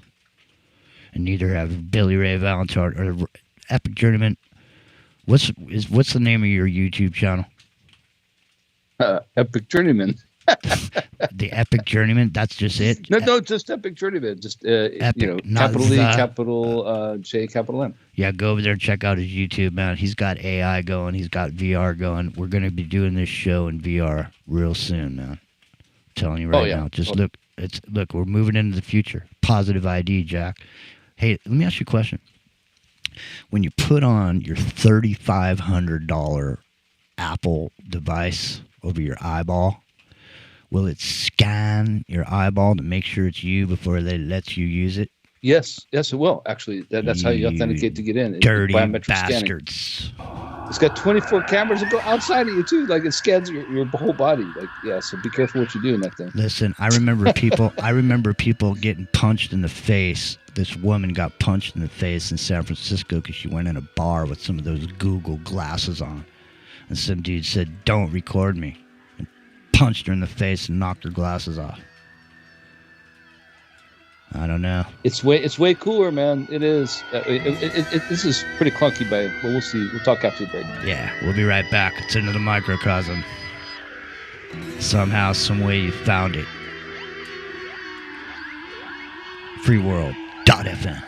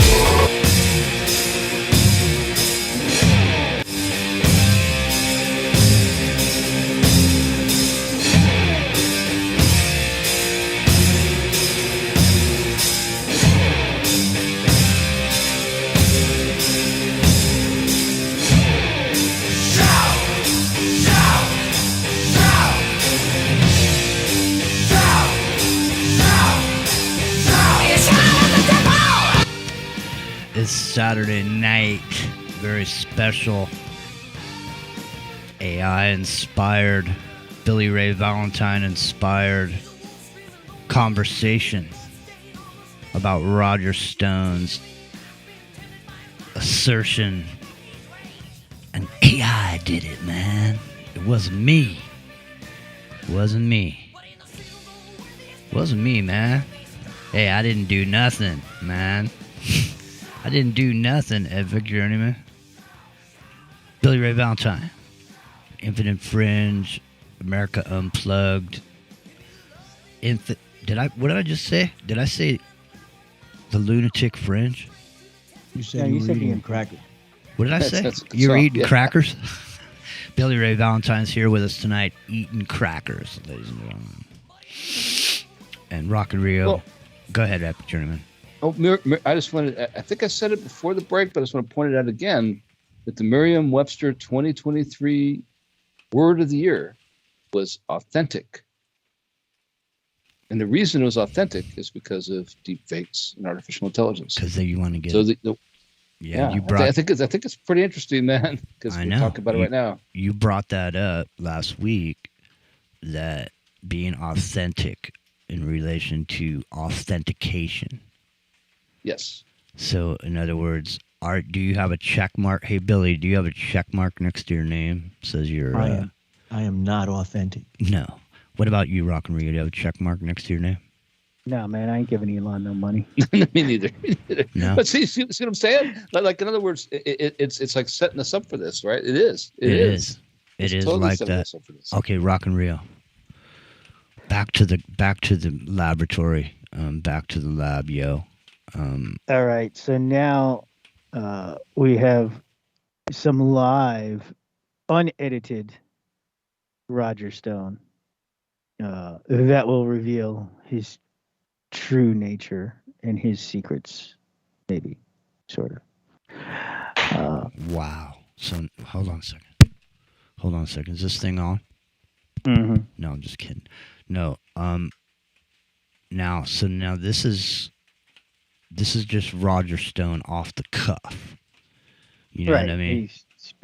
He's answering the interviewer's question about, the whole situation. Okay, go ahead. Should we get into what he says forward? Yeah, but before you do, hey, Jay in the chat says, hey, Billy, what happened to yours and John's show you had going? I miss listening to it. So, go ahead. You want me to respond to that? Yeah, somebody's asking you. I don't know what show. John and I do shows from time to time. Nah, they're talking about the Kill Shed or whatever. Oh, live from the Kill Shed. Yeah. We'll bring that back for Free World. You should. Okay, now listen. Once a month. Go ahead. Now, Rock and Rio.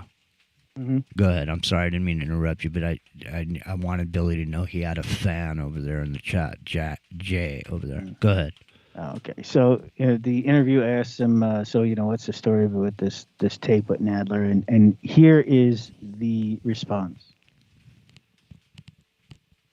Sadly enough, it's kind of a non-story. So Mediaite, which is owned by Dan Abrams, the leftist who used to be at MSNBC, contacts me to say that they have, but they cannot post or let me listen to an audio of an alleged conversation 4 years ago between myself and New York police officer Sal Greco, in which we talked about the assassination of Jerry Nadler and Eric Swalwell. And I, of course, said, okay, well, let me hear this audio before we can't let you hear it. Well, why don't you post it in the store? Well, we can't post it. I said, well, one of two things are true. Either there is no audio, which is what I believe, because I never said those words, or they have, which is very cheap and easy, they've created some AI-generated audio, which with a snatch of someone's voice and for a couple $100, you can do. But how do you react to something that they won't let you listen to? The reporter. All right, so I'll stop it there because that's where the first two reveals are. Now, did he do something? Did he do something to make you look at it right there, or did it just showed up when you ran it in reverse? Like, I pretty much did that whole segment backwards. Yeah. And And what you do? Some of it was incoherent. Some of it I just didn't get to, but I pulled out the interesting ones. Good. Like right off the bat. So yes, the reverses are not 100% in order. I mean, they're in order as he said it, but they're not. It's not the whole thing. So here's the first part, and I'll do it forward. Which is owned by Dan Abrams, the leftist who used to be at MSNBC, contacts me. Okay, so he's talking about Dan Abrams. And he says, yeah, this guy's not kissing the Semite who's Jesus. Fellas who are baiting me, they have moral issues. Or fellas who are baiting hate, they have moral issues. So here's the first part. So wait a minute. This guy contacts me. What's that? This is Roger Stone saying this? Mm-hmm. All right. What does he say? He says, yeah, this guy's not kissing the Semite who's Jesus. Fellas who are baiting hate, they have moral issues. Huh. Okay, go ahead. That's interesting, man. This guy's not kissing the Semite who's Jesus. All right, and then this is the fellas are baiting hate. Fellas who are baiting hate have morals issue. Fellas who are baiting hate have morals issue. Yeah, I heard the issue. Go ahead. All right, so it's kind of interesting that he's basically calling the guy who owns Mediaite a Hebrew. Yeah, I mean, I don't know, man. That's Huh? I'm just saying what did he say? He won't kiss the Semite known as Jesus? Yeah, this guy's not kissing the Semite who's Jesus. When he says this guy, is he talking about the guy he's talking to? No, he's talking about the guy he's talking about. Dan whatever his name is from Mediaite. All right, gotcha. So here's the next part. I'll do the forward. AI generated audio, which with a snatch of someone's voice and for a couple $100 you can do. But how do you react to something that they won't let you listen to? All right. So this now, the first part says, was he selling me out or with them? With it. Slow it down. That they won't let you listen to. With it. So is he selling me out or with them? It was a high arena we held. Yes, it was a high arena us held. Oh, it was a high arena us held. And then was it high arena or it's a hyena? No, it was high arena. It was a high arena, like they were on top of the show, right? And it says, but who is it next week? Scummy now. He'll F us for shows, then wash his hands. So he's still kind of talking about Dan. Who's next week? Scummy now, fuck her for shows, then wash his hands. So what I'm hearing him saying is this is just a bunch of making noise, and then in a couple weeks they're just going to forget about it. Well, he's saying that next week, they'll have somebody else on the hot seat because they're just sensationalizing the news. That's what he's putting forth there. Well, Billy, are you are you feeling any different about Roger Stone now that you're hearing him in reverse saying these things that he's saying? What can you read the whole thing to Billy? Like all in one piece. Yeah, it says, was he selling me out or with them? It was high arena. It was a high arena we held, but who is next week? Scummy now. He'll F us for shows, then wash his hands. And then the next line is, and as to why he knows they run us, the IA. Intelligence agencies? Mm-hmm. Israeli army? Yeah, that could be too. Yeah, that could be. You know what, dude? Seriously, this is literally unbelievable. This whole piece here.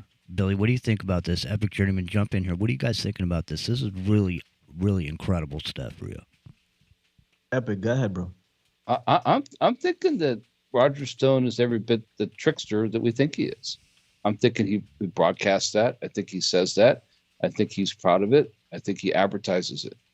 So I can't trust anything he says. I treat it as if. But he's saying it in reverse, though. Yeah, no, but he knows that. So what I'm saying is, I think he knows that. I think he's pretty talented at it. Dude, listen to me. Rio, read that again. You're telling me you think Roger Stone is like Manson. Alistair Crowley or Manson, yeah, He absolutely. is sitting there and he's saying this. Go ahead, Rockery. What did he say? It said, "Was he selling me out or with them?" Okay, stop. Right. Was it? Hold on. So he's talking about the guy who releases this tape of him. This is who he's talking about. In reverse. Go ahead. Next one? Next line. What does he say? It was a high arena we held. Okay, okay, go ahead. But who is next week? Rock, hold on a second. Epic Journeyman. Do you hear what's going on here? I mean, this dude is literally having a point-blank conversation in reverse about what this guy is. Someone asked him a question about this, and this is his answer. And in reverse, he's literally coming clean right here. He's just looking, he's talking about what the media does, and that this is just bullshit. They're just doing this to go ahead, Rock and Reel. Finish up with what he said. I have to say, like the first segment we played before the break, it was very clear, like extremely clear. All that made exactly what it sounded like. It sounded very good. Mm-hmm. This one is there too, but not as good. So I'm wondering a little bit. To me, this one is way clearer than the other one. But I don't know. You think this is clear? Well, it depends on your point of view. That's how this all works. It's just like some people like the Grateful Dead and some people don't. Maybe. But it does. It does. It's like how you take your the information you take in, right? Like it's painted with a certain point of view. Like you have certain barriers some people have and other people don't, and sometimes you hear things more clearly. Well, I'm just saying, maybe. Well, believe me, I'm not defending this guy. No, but I'm just saying, like. What I am saying, what I'm catching on this. This guy's no friend of ours. So don't get lost in what I'm saying. Like I'm not against him having a higher ground here on this particular subject. I'm just saying that no, he's obviously from the last segment before the break, he's very talented at this. He knows what he's doing. This isn't like just some other guy. I'm just he knows saying, what he's doing. If I was watching a movie, okay, if I was watching a movie. And this dude was a character in that movie, I'd probably be sitting back laughing my ass off, smoking a joint, eating some potato chips at what a great character he is, man. Because look at him, man. It's just like he was made for the movies, dude. I mean, give me a break. Look at him. Seriously. He's straight from Central Casting. Absolutely. Yes. Okay. He knows it, too. Listen, does he have a tattoo on his back? I don't know. Like I said, I've never seen his back. And how do I know that people haven't put it there? I don't know. But I'm telling you right now, what he's saying here in reverse. Now, Rio, you have more on this, right? So this is just the beginning of this whole thing right here. But before you get there, dude, we got a new phone number we want to tell you about. freeworld.fm, revolution.radio, independent broadcast network. Rock and Rio, you got us a rat hole number from the rat hole, didn't you? I did. All right. So we got an East Coast number, ladies and gentlemen. Hey, Billy can just call us toll free. Billy, you can call us. Yeah, go ahead. The boss of the East Coast Syndicate should be able to do that. The boss of the East Coast Truth Syndicate. Right. All right. That's so, right. So listen, Rock and Rio, give out that number real quick. It's 718-618-9905. Ronan's getting pissed about Roger Stone. Listen, Ronan, seriously, if Roger Stone was in a Quentin Tarantino movie and, somebody was playing him, like, who'd play a good Roger Stone in a Quentin Tarantino movie? Anybody? What's that number again? No. Yeah, I know who. What's his name? Christopher Walken. Christopher Walken. Yep, Christopher Walken would be good. I mean, not they don't look the same, but he'd pull it off. He'd pull it off. Cut out the stripes. You could definitely do the swear to attitude, God, that's for sure. Yeah. I swear to God, go over there and read that Daily. Go over and read that Daily Mail article over there about Roger Stone when he was arrested. Mueller was going after him. Go read that article and tell me that from a character perspective, if it wasn't real life, you guys would love Roger Stone. Look at him. He's like a barrel of monkeys. Right, it's like it might even be like a Cracker Barrel, Billy. Hey Billy, you ever eat at a Cracker Barrel? Yeah, they got some good fried chicken up in there, don't they? I love it there. They used to, anyway. I don't know about now, but it's still good. I mean, I went a year or two ago. I went. It was good. Man, those are. I wonder if you know, Kentucky Fried Chicken is infested with rats, no matter what city you're in. It's a rat. I can personally vouch for that. That is disgusting, dude. They're living up in there. They're living and breeding up in the walls and shit. Okay, listen, Rock and Rio, enough is enough. 718-618-9905 is the new number. It's not you so much. Oh, sorry, he got out of the box. No, he 718-618-9905. Yeah, that's a good number. It's got a nice ring to it, doesn't it? It does, man. I like it. All right, listen. Give us a call in a bit, but stand by. You're doing Christopher Walken's voice. We want to hear what you have to say about Roger Stone. I mean, is he a good Quentin Tarantino movie character? I don't know. Maybe, hey, Quentin, you know what, MFer? We know you lifted off us on the Hollywood shit. So listen, if you do a movie with Roger Stone and you don't come over here and kick a brother some, cake, we're gonna know where you got the idea. Hey, Roger, contact Quentin Tarantino.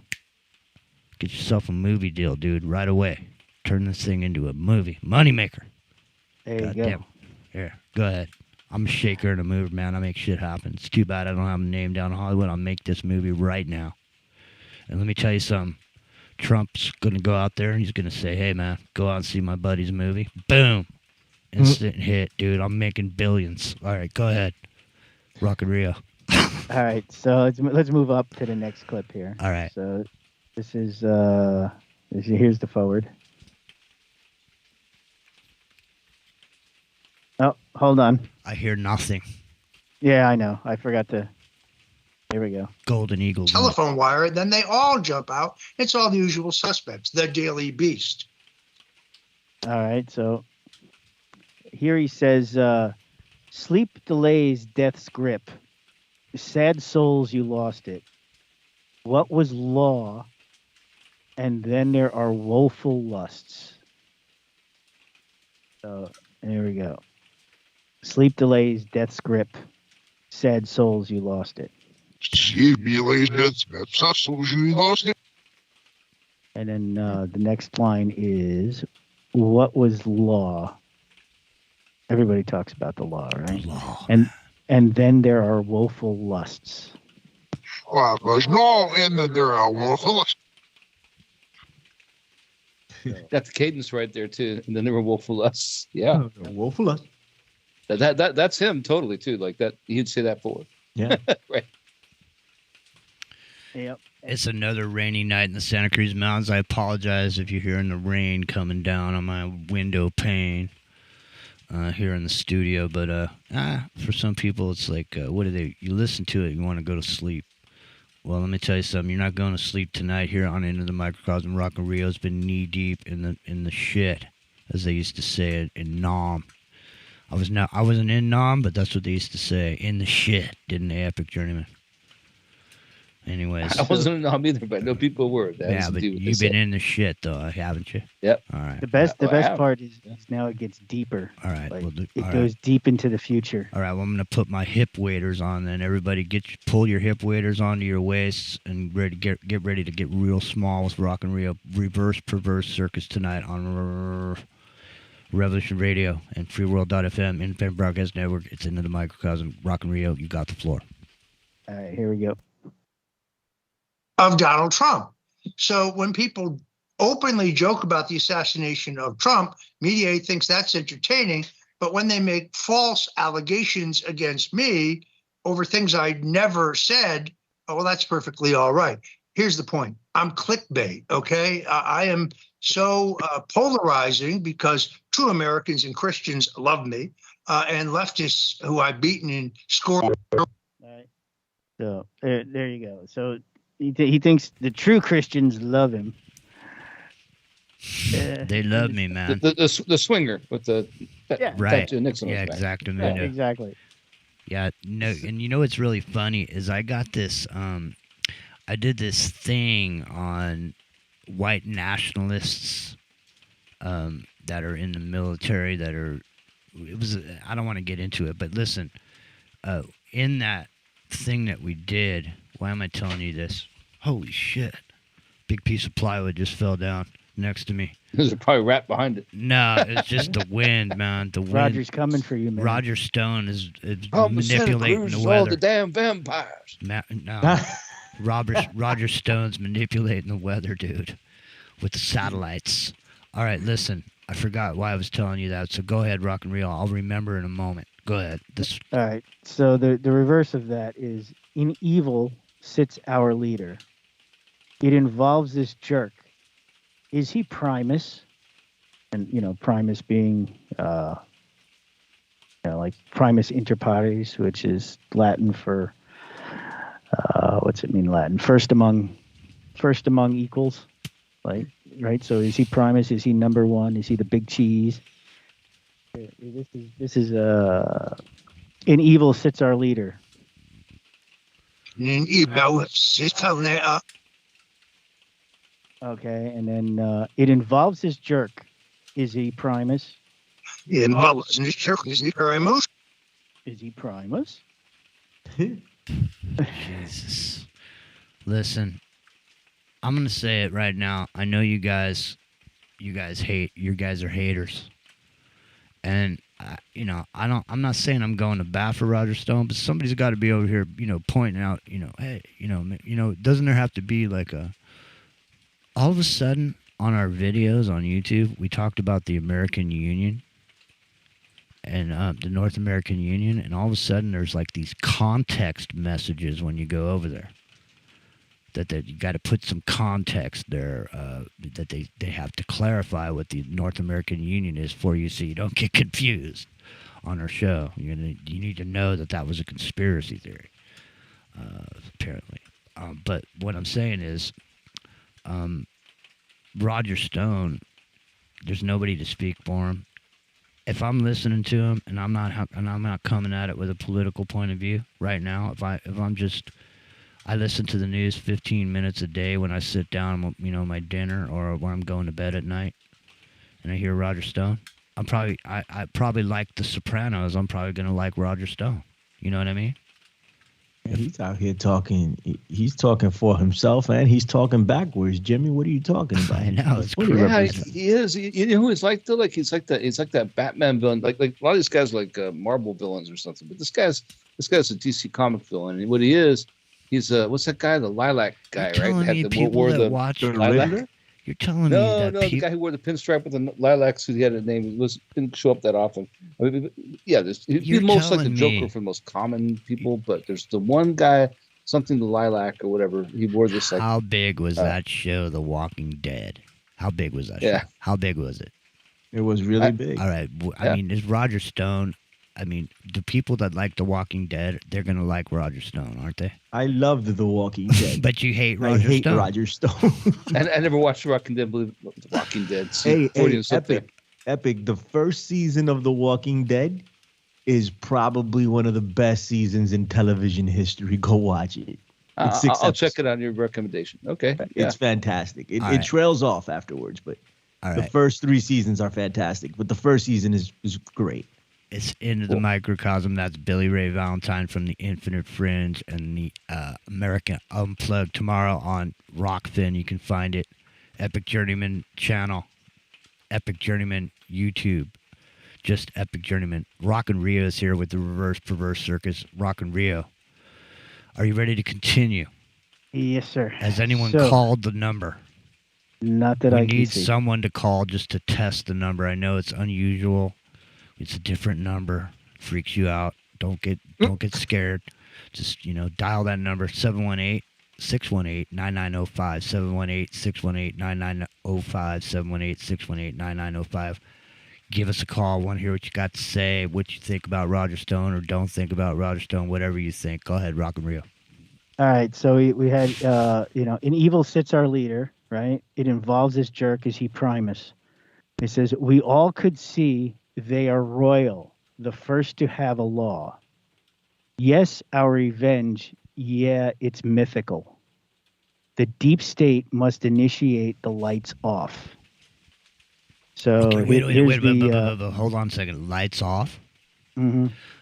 Hey, listen, man. This keeps coming up over and over again. Look at J.P. Morgan gave their 10 predictions for the year 2024. One of them was a blackout. Then I see this freaking interview with Tucker Carlson and Dennis Quaid, and the whole interview is Dennis Quaid talking about a blackout. Now I have this thing over here with Google that we talked about last week, and I see that this these insurance company exclusions, and now you're telling me this dude is saying it lights out? Mm-hmm. All right, we have two callers that just joined us. Okay, so, great. Callers. Hang on a second. Let's roll this. Stay there, callers. All right, so this is, we all could see they are royal, the first to have a law. No, they're royal, the first to have a law. All right. Slow it down, man. Slow it down for the people. Oh, well, that's perfectly all right. Here's the point. No, they're royal, the first to have a law. We all could see they are royal, the first to have a law. It says, yes, our revenge, yeah, it's mythical. Yes, revenge, yes, mythical. And then the deep state must initiate the lights off. Yeah, state must initiate the lights off. Dude. Then, ladies and gentlemen, wait, hold on. Wait. Initiate the lights off. Go back on that one. You got to go back. Okay. Yeah, that's false allegations against me. They made false allegation against me, is what he says forward. Yeah, state must initiate the lights off. Deep state must initiate the lights off. Wow. That is clear as day, man. Dude. See, Rock and Rio right there. Look at him. And then he says, in essence, this God's gonna fail you. In essence, this God's gonna fail you. I'm sorry. You're gonna have to do that again, man, for everybody, because they weren't paying attention or whatever. They were eating crackers. They were making noise in their own head with the chewing. But listen, Rock and Rio, we got a couple callers on the line. Let's not keep them waiting too long because it is 11:33 right now. All right, so 312. 312. Welcome into the microcosm. Are you there? Oh, is it me? There Jimmy? you are. Yeah, there you go. Yeah, it's me. It's Robin. I was just texting your number just to make sure I got through. Excellent. But in regards to Roger Stone, yeah, I always thought that the burden of proof was always upon the accuser. That's true. And so the way I look at it is that if they have a tape that they're accusing him of saying certain things, then the burden is on them to produce it. I agree. And if they refuse to produce it, then I question their ethics, basically. Well, the problem, I'm not taking any sides. I'm just looking at it from that balanced perspective. That's all. The only problem with that is they did produce the tape and we played it here. Twice. Okay, listen. But also, see, the problem I had with it is they produced the tape, but the tape is obviously heavily edited and stitched together. So here's the thing. Did those words come out of his mouth in that exact order? Yeah, maybe not. Absolutely, dude. Come on. Listen. I'm telling you, Billy. I'm looking at the audio file, and I mean, he did hang out with Tricky Dicky for a long time. So I'm not saying he doesn't want to kill him. I'm not saying that he doesn't. We can Right, play all right. the mental gymnastics we want to try to rationalize this and try to explain Here's this the away. thing Okay? I'm trying to get across to you guys. It doesn't. He said listen, this and he said worse. All you okay? gotta It's do just the end of it. in this. But my point is that the burden of proof is always on the accuser first. Listen Right, to and me. it's been if you produced. can The tape has been produced. that's all I care about. I Hey. don't care. Evidence is what backs up a claim. Listen to And me. if you're going to make Roger a Stone claim, has no then you evidence that better- it was AI. It don't mean shit. Right? Listen. And people, Yeah, people and that's want to back that's that my up too. point. That's my point, Okay, Billy. listen. That's my Stop. point. Stop, Robin. Stop. Listen. I'm stopping. Listen. This is 2024. You don't go to court. You make accusations on the internet, and then everybody fucking gets behind the cause or whatever. And no one ever answers, and no one ever goes to court. But everyone gets accused, and no one ever gets found innocent of any of it. You can just look back at all the shit that's been said about all these people, and they never said anything against what was said against them, because if they were to answer to it, then now they're in the discussion, and everything you say can and will be used against you in a court of law. So the court of public Correct. opinion is in on Roger Stone already. He's a dirty Right. trickster from the Nixon years. He's got a tattoo on his back, and he's a trisexual, TRY. So, Yeah, I agree with that. I don't have any issues with that. yeah. So let's All I'm- continue. Let's continue on with the show. Thanks for calling, Robin. Who else has called in? Hi, Robin. Who else called in, Rio? Okay. We got 330. 330. Come on in. Hey, Jimmy, how you doing tonight? It's Trish from Ohio. Hey, Trish, what's happening? Not much. Your question, like, who should play Roger Stone? Yeah. The only person that could play Roger Stone is Matthew McConaughey, and he'd pull it off excellently. That's a good pick. That's a good one. I Yeah, I like it. quite a bit. Good one, I think Trish. that would And work out my nice. thoughts on this whole thing of Roger Stone, his wife, all those people are big baller players. They're degenerates. They're trash. They are the epitome of American white trash. Of course, that's just my opinion. Yeah. So that gives you an idea what I think of them. But the absolute seething and frothing that some of your co-hosts are doing tonight is fucking sad. Assassination And that's all I of got to say about it. Y'all have a good night. Thanks for calling, Trish. Yeah. You guys are seething and frothing. Check that out. I think that's in reference to me. The Trump cult is out hard tonight. I can see. No, it's Well, not that. it's- It's not that because Epic Journeyman's right there with you, and so is No, so I'm is right there Rocker. with you, man. I've been all over this for years and years and I'm years. used to it.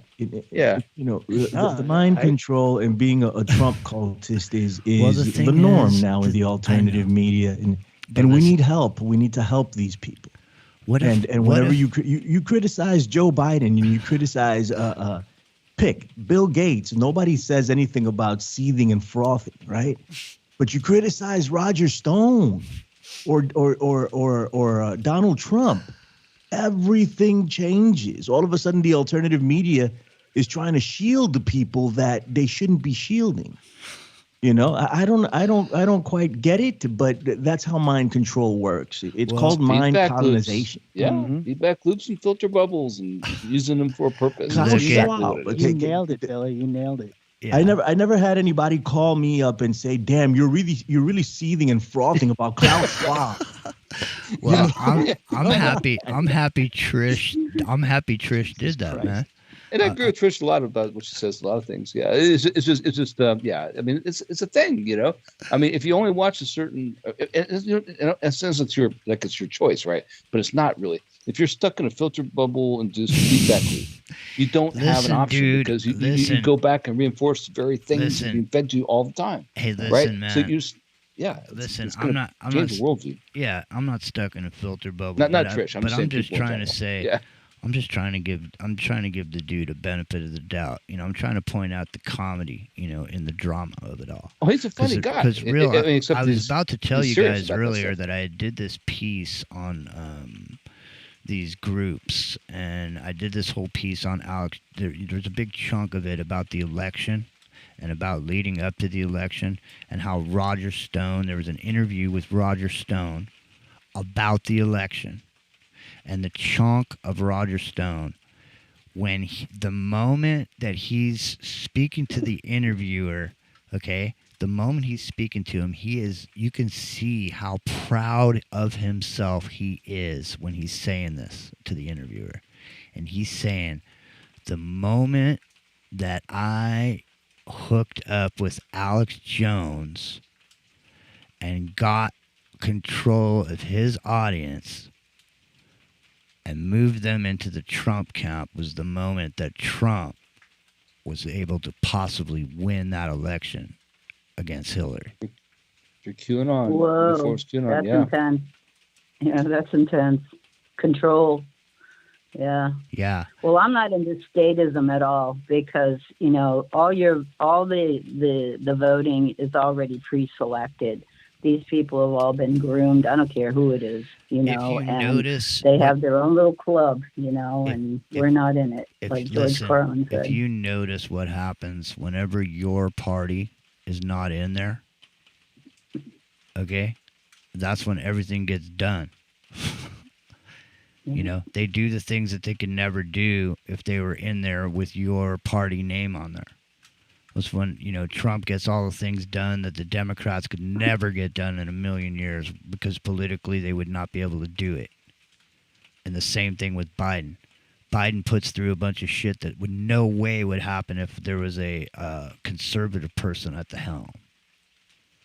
See? Well, I don't even think Biden is doing anything. I mean, they all have handlers. Yeah, it's and all. The handlers decide who they're going to talk to, who they're not going to talk to, who they're going to be with, who they're not going to be with, when they're going to, you know, be at a certain event and not be at a certain event. I mean, these people are totally controlled, and they're bought and paid for by, you know, he who shall not be named in the background. And so Toto pulled the curtain aside and said, "Oh, here's your Wizard of Oz right here. Yeah. He's a puny little, scrawny little dude who really has no power. He's got a tattoo. Hiding behind a curtain. He's got a tattoo of Nixon on his back. Rockin' Rio, are you there? I'm All right, listen. We only got 20 minutes left. I think we're going to have to go into overdrive tonight on Revolution Radio. We can't do it on freeworld.fm, but Independent Broadcast Network, YouTube. It's into the microcosm. 718-618-9905. 718-618-9905. Give us a call. Let us know what you think. Standing in the shadows, stranger dressed in black, one-time desperado, better watch your back. Hands that move like lightning to the roaring of the gun. The shadow can be frightening to the killer on the run. Laying down the law, that's what this bag is for. The keeper of the peace, the keeper of the peace, yeah. The tamer of the beast. Ain't no man more righteous than the fallen man reformed. There ain't no one as righteous as a fallen man reformed, ladies and gentlemen. It's in the microcosms. Friday night, Saturday morning, wherever you are, wherever you be. Welcome. Thank you for being here. Rio, did we get any calls in between there with the law?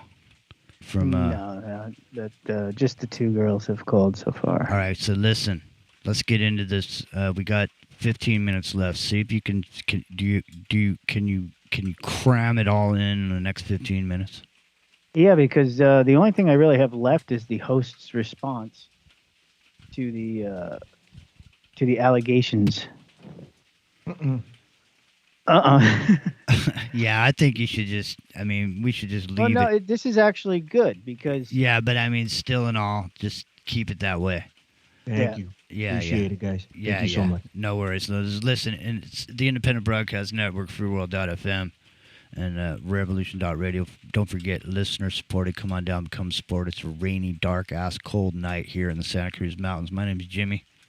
We're here every Friday night. We'll be there tomorrow night, 7 o'clock Pacific, on YouTube, and freeworld.fm for the Saturday night show. Freeworld.fm, 7 or 8 a.m. Sunday morning for Wake and Bake with Rock and Rio and I doing a music show. All right, so there it is. That's what's up. That's what's going on. BillyRay Valintine tomorrow morning. America Unplugged on Rockfin. Right, man. America Unplugged on Rockfin, and Prime Time with BillyRay Valintine, Sunday night, 6 p.m. Eastern to 8 p.m. I am going to do 2 hours on all of this, and I'm going to have people call me up every time I say Klaus Schwab and Joe Biden and Bill Clinton, and I'll have them accuse me of Biden and Clinton and Schwab derangement syndrome. So please tune in. 6 p.m. Maybe you should start a drink. I won't do the shots with and you should tequila. start a drink. start a drinking game. Where That's every what I'm saying. time, No shots of tequila, man. Yeah. I might, whenever you, I take Monday off. All right, Rock and Rio. No, you're seething and fuming. Yeah. Yeah, while you seethe and fume. Right. So I do want to make the point, though. The host did say the threats will unveil you as the response. So, you know, he knows that Roger's talking trash. Mm-hmm. All right. Well, listen. Stone is really good at this, you know. I'm impressed with how good he is. I never heard him backwards before, and it's. I've never done it backwards before. It's the first time I've. Yeah, it's pretty impressive actually. He's really good at it. Is there anything? I was reading on some of his bio that he was actually one of the first founders of the Washington D.C. lobbyists for, I think it was for media or something like that, and so he is a lobbyist too. Political lobbyist is what he is. From 1980, the first I said, the Stone, Manafort and Black lobbying. Yeah. Yeah. Mm-hmm. Yep. Yeah. So long history, and they lobbied for a bunch of dictators around the world, too, as well, including Ferdinand Marcos, and it ties back to Marcos seizing the find of Yamashita's gold from one of his citizens. Right. And that's when they took off.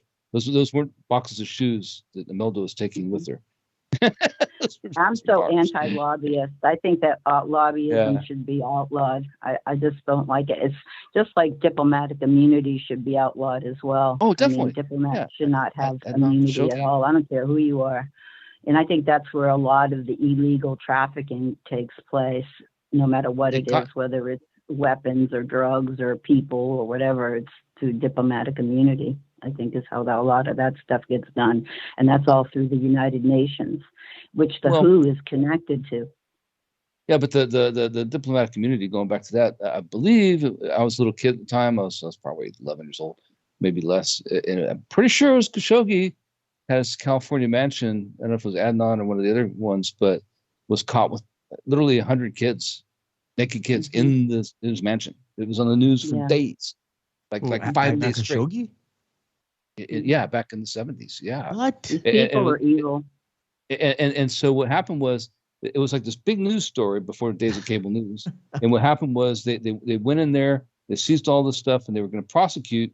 They had diplomatic community. They got away. Now, I'm not sure it was Khashoggi because I was a kid, so it was a name I couldn't, similar name that I didn't necessarily get right. And I look forward to this day because I remember it being on the news, right? And my family talked about it. My relatives talked about it. It was in San Diego, Southern California's worldwide news story, I'm pretty sure. It was somewhere in California, this mansion. And the thing was, and they used the NGOs too. The NGOs are just as guilty, and that's all through the United Nations as well. And I'm not a big fan of the United Nations. I call it the Ununited Nations, and I think it should be dismantled. But that's not going to happen, because it holds too much power globally. And this is what all of this stuff is going through. And people don't want to discuss the role that the United Nations plays as the world government, because they have the international court, they have international laws, and this is what they're trying to do with the WHO, with the pandemic treaty, is they're trying to get all of the member states to sign on so that they sign over their sovereignty to this entity that is made up of non-elected officials and stuff, and they don't represent the people. And not only that, but it'll remove your personal rights as well as a human being. But now, not making the case, for the I'm not disagreeing so much as I'm saying, like in the case of, let's say it was Khashoggi, right? Which I'm somebody like that, if it's not him exactly, right? And he gets away on diplomatic immunity. Isn't something like the Hague World Court the only place you can have justice after that? Like, in other words, if they have diplomatic immunity in Hungary, but they get caught over in Botswana on vacation, isn't that the only way you can have justice? Because in some kind of way. I really don't even think the Hague has any power, really. I mean, I don't either. But no, I'm saying, like, no one. Listen, none of these. It would be nice if it did, but it's probably just as corrupt as all the other entities that are involved in this, this alliance. Like that, I call it an alliance. None of these people. It's an alliance. Yeah, these people don't go to jail. It's a big alliance. They go in the front door and they go. NGOs and everything else. It's a mess. They go in the front door and out the back door. In the front door, out the back door. They don't go to prison. No, they don't. No. Do not. And even in Chicago, when I was up in Chicago, I mean, if you go down around the loop and stuff, they have their own private parking spots and everything like that. And if you get caught in their parking spot, you're screwed. You're screwed. They're all over you. Robin, thanks for calling. We got a few minutes left. We got to get out of here and make our arrangements here. Revolution.radio, fully listener supported. Become a patron. Come on down. Come on down over there and be supportive of Revolution.radio. It's freeworld.fm, independent broadcast network. Become a patron. Like we said earlier, if you don't have anything to give, at least do a favor and share around. Maybe somebody else will find something like they appreciate here, and come on down and become supporters because you shared it. BillyRay Valintine, thanks for a great show. We're looking forward to being with you again. We were looking forward to being on freeworld.fm. We really want to thank you for having us on here late night. We thank everybody for listening tonight, ladies and gentlemen. And it's time for us to get out. You guys want to say goodbye before we head on out? Aloha, everybody. Good night, everybody. All right. Sleep tight, everyone. Have a great night. Thanks, Jimmy. Thank you. Epic and Rio. Appreciate all right. y'all. And Billy V. Billy V. D. Thank you.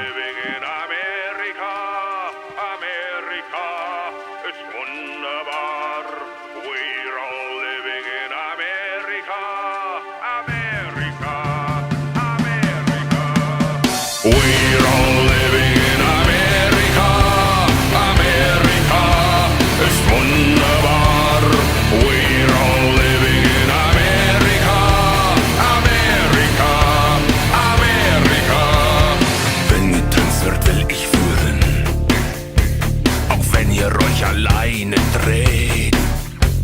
Lasst euch ein wenig kontrollieren.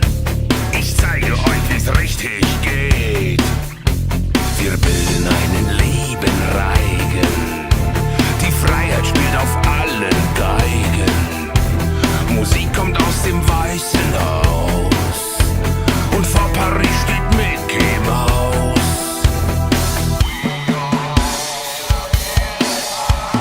We're all living in America, America ist wunderbar.